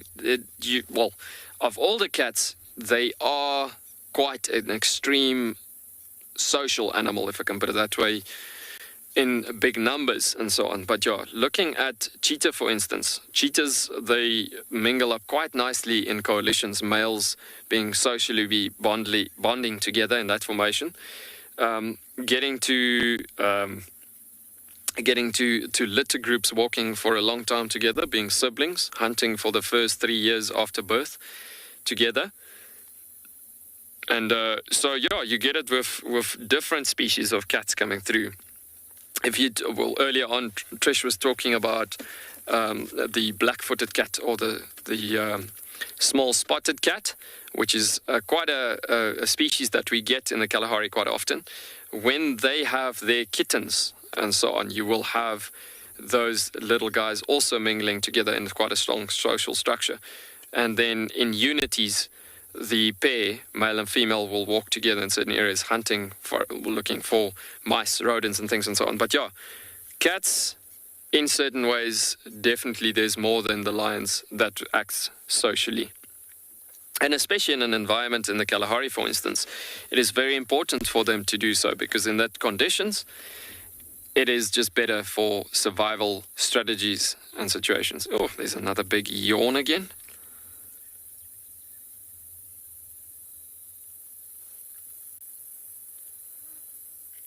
So as I've mentioned earlier with these yawns, definitely as the pride will get, these events happens just before they get active generally.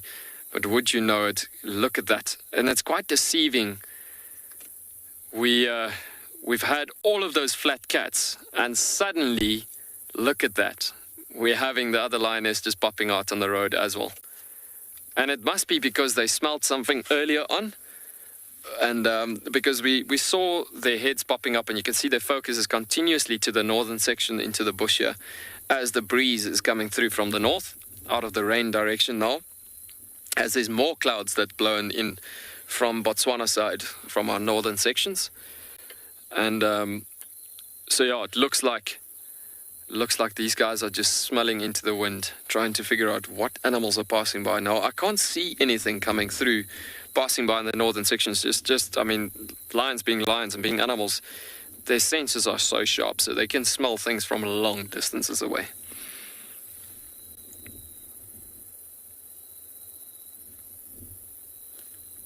And one by one, the cubs are coming out.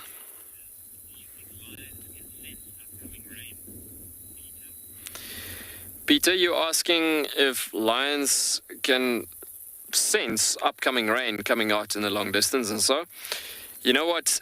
Lions will definitely know about weather coming like up front far up front, basically, as weather conditions are approaching. And that is why, especially desert lions, would do certain things at certain given times, just because it comes down to that situation that if they are too late, for instance, hunting or looking for food, they might lose an opportunity and lose energy that was needing to be gaining on those body conditions. And so, but yeah, speaking about Kalahari, or animals in total, basically, it comes down to that formation that these animals can detect good, shall I say, felt conditions from a long time up front. Like, for instance, springbuck would start mating well in advance before our rainy season comes through, just because they notice and they know, being a desert animal, there's good conditions coming up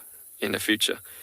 You could have the driest condition. I've had it many years before and plenty of times where you get to a situation where you see these type of things happening in the driest of droughts of conditions to the most dramatic sceneries, and you see these animals getting energy from nowhere. It's almost like that whatever they sensed and whatever they have noticed that is coming up, that their senses is telling them, I'm telling you, months in advance, starting to do things just because they know what's coming up in a few months' time.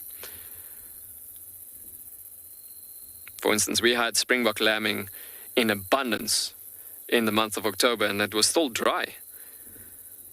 And then suddenly, just all these lambs being given birth to from the oryx point of view, from springbuck point of view, all these desert animals just in a situation where they were adjusting for what's coming up next for this 2021 year.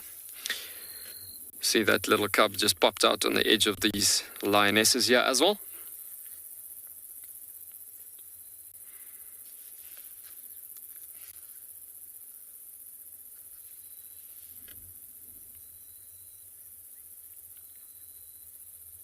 So I think what we can do is, it looks like these cats have come up to the road and just scouting again. There's another big fat yawn.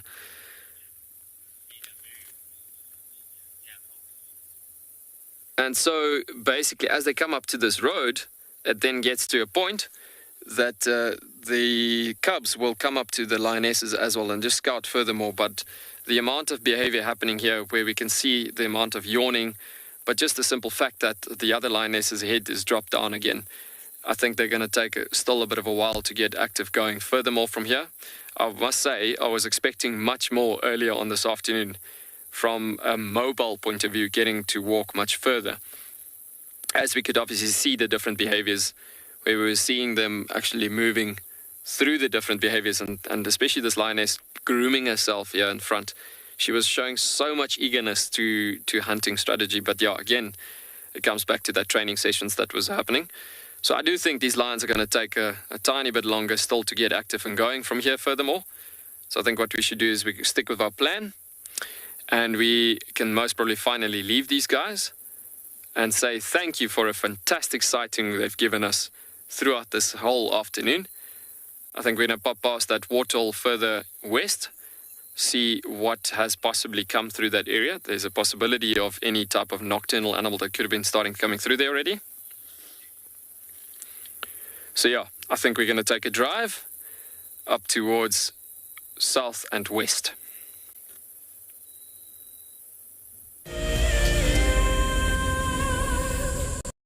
February is the month of love, and nature is no exception.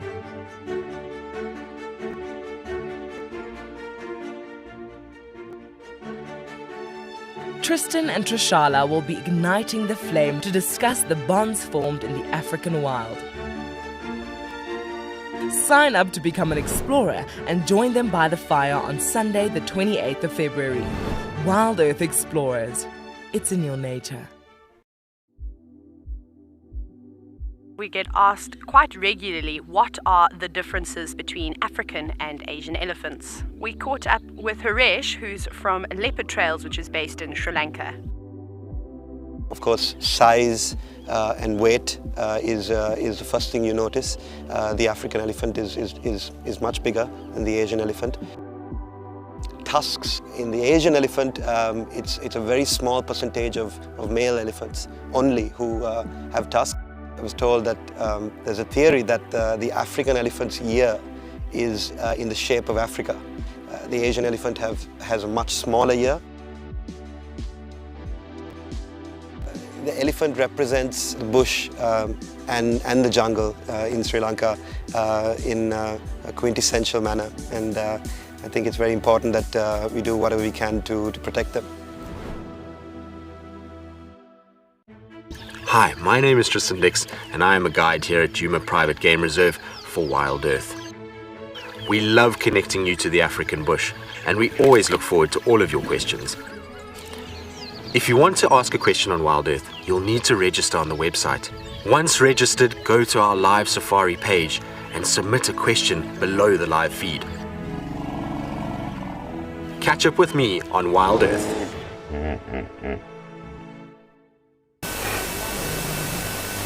This is a battle of two great carnivores of the African wilderness. Whew. Whoa! You don't want to be under those jaws. Definitely, this round goes to the lion. Look at that. Fantastic. Expect the unexpected here on WildEarth daily.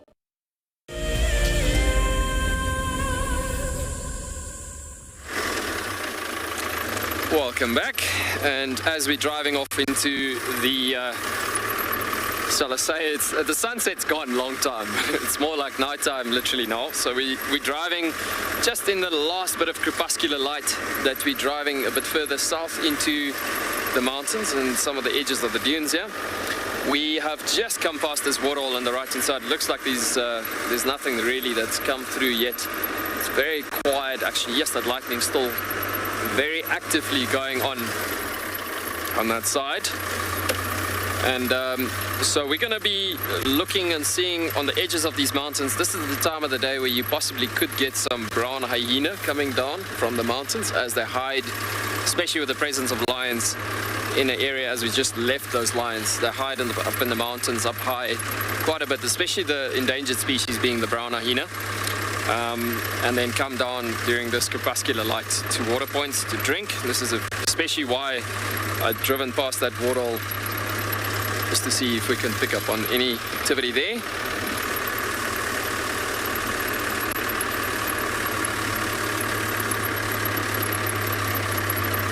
So, FC, can you just repeat that question again? Didn't hear everything there?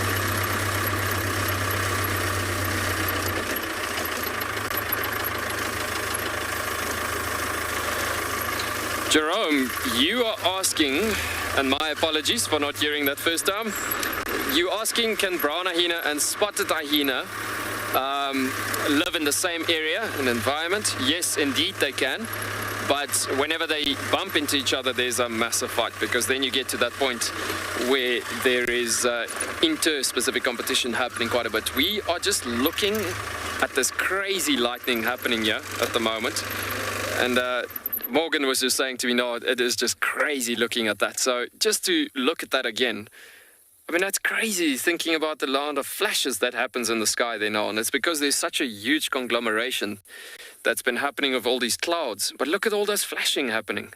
That is crazy. The magical wonders and times of the Kalahari. Yo, it just literally reflects strongly up into the skies.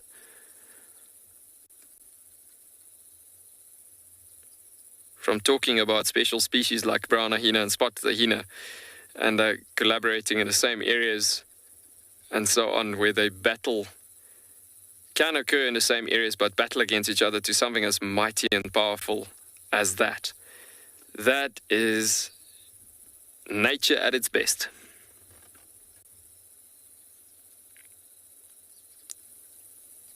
Guys, how dramatic is that? That is crazy.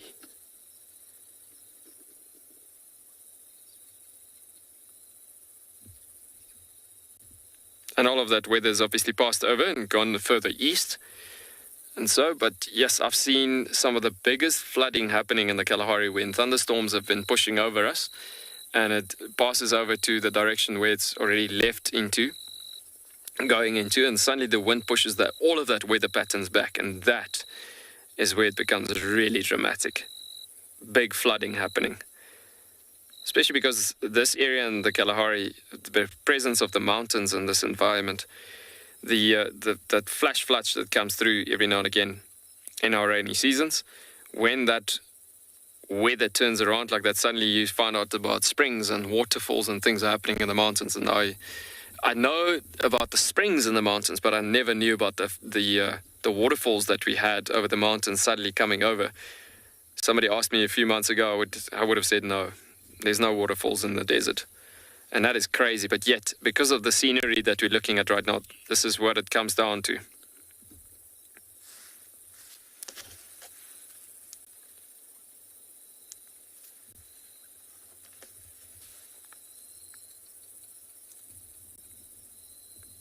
Puffy structure on the top of the clouds as well.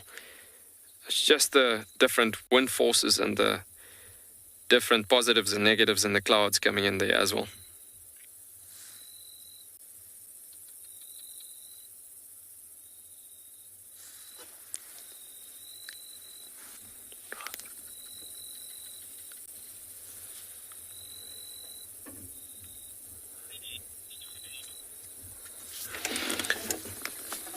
So folks, we're gonna literally, from that gorgeous point of view that we got there, I think we're gonna take a drive further down the road, see what we see.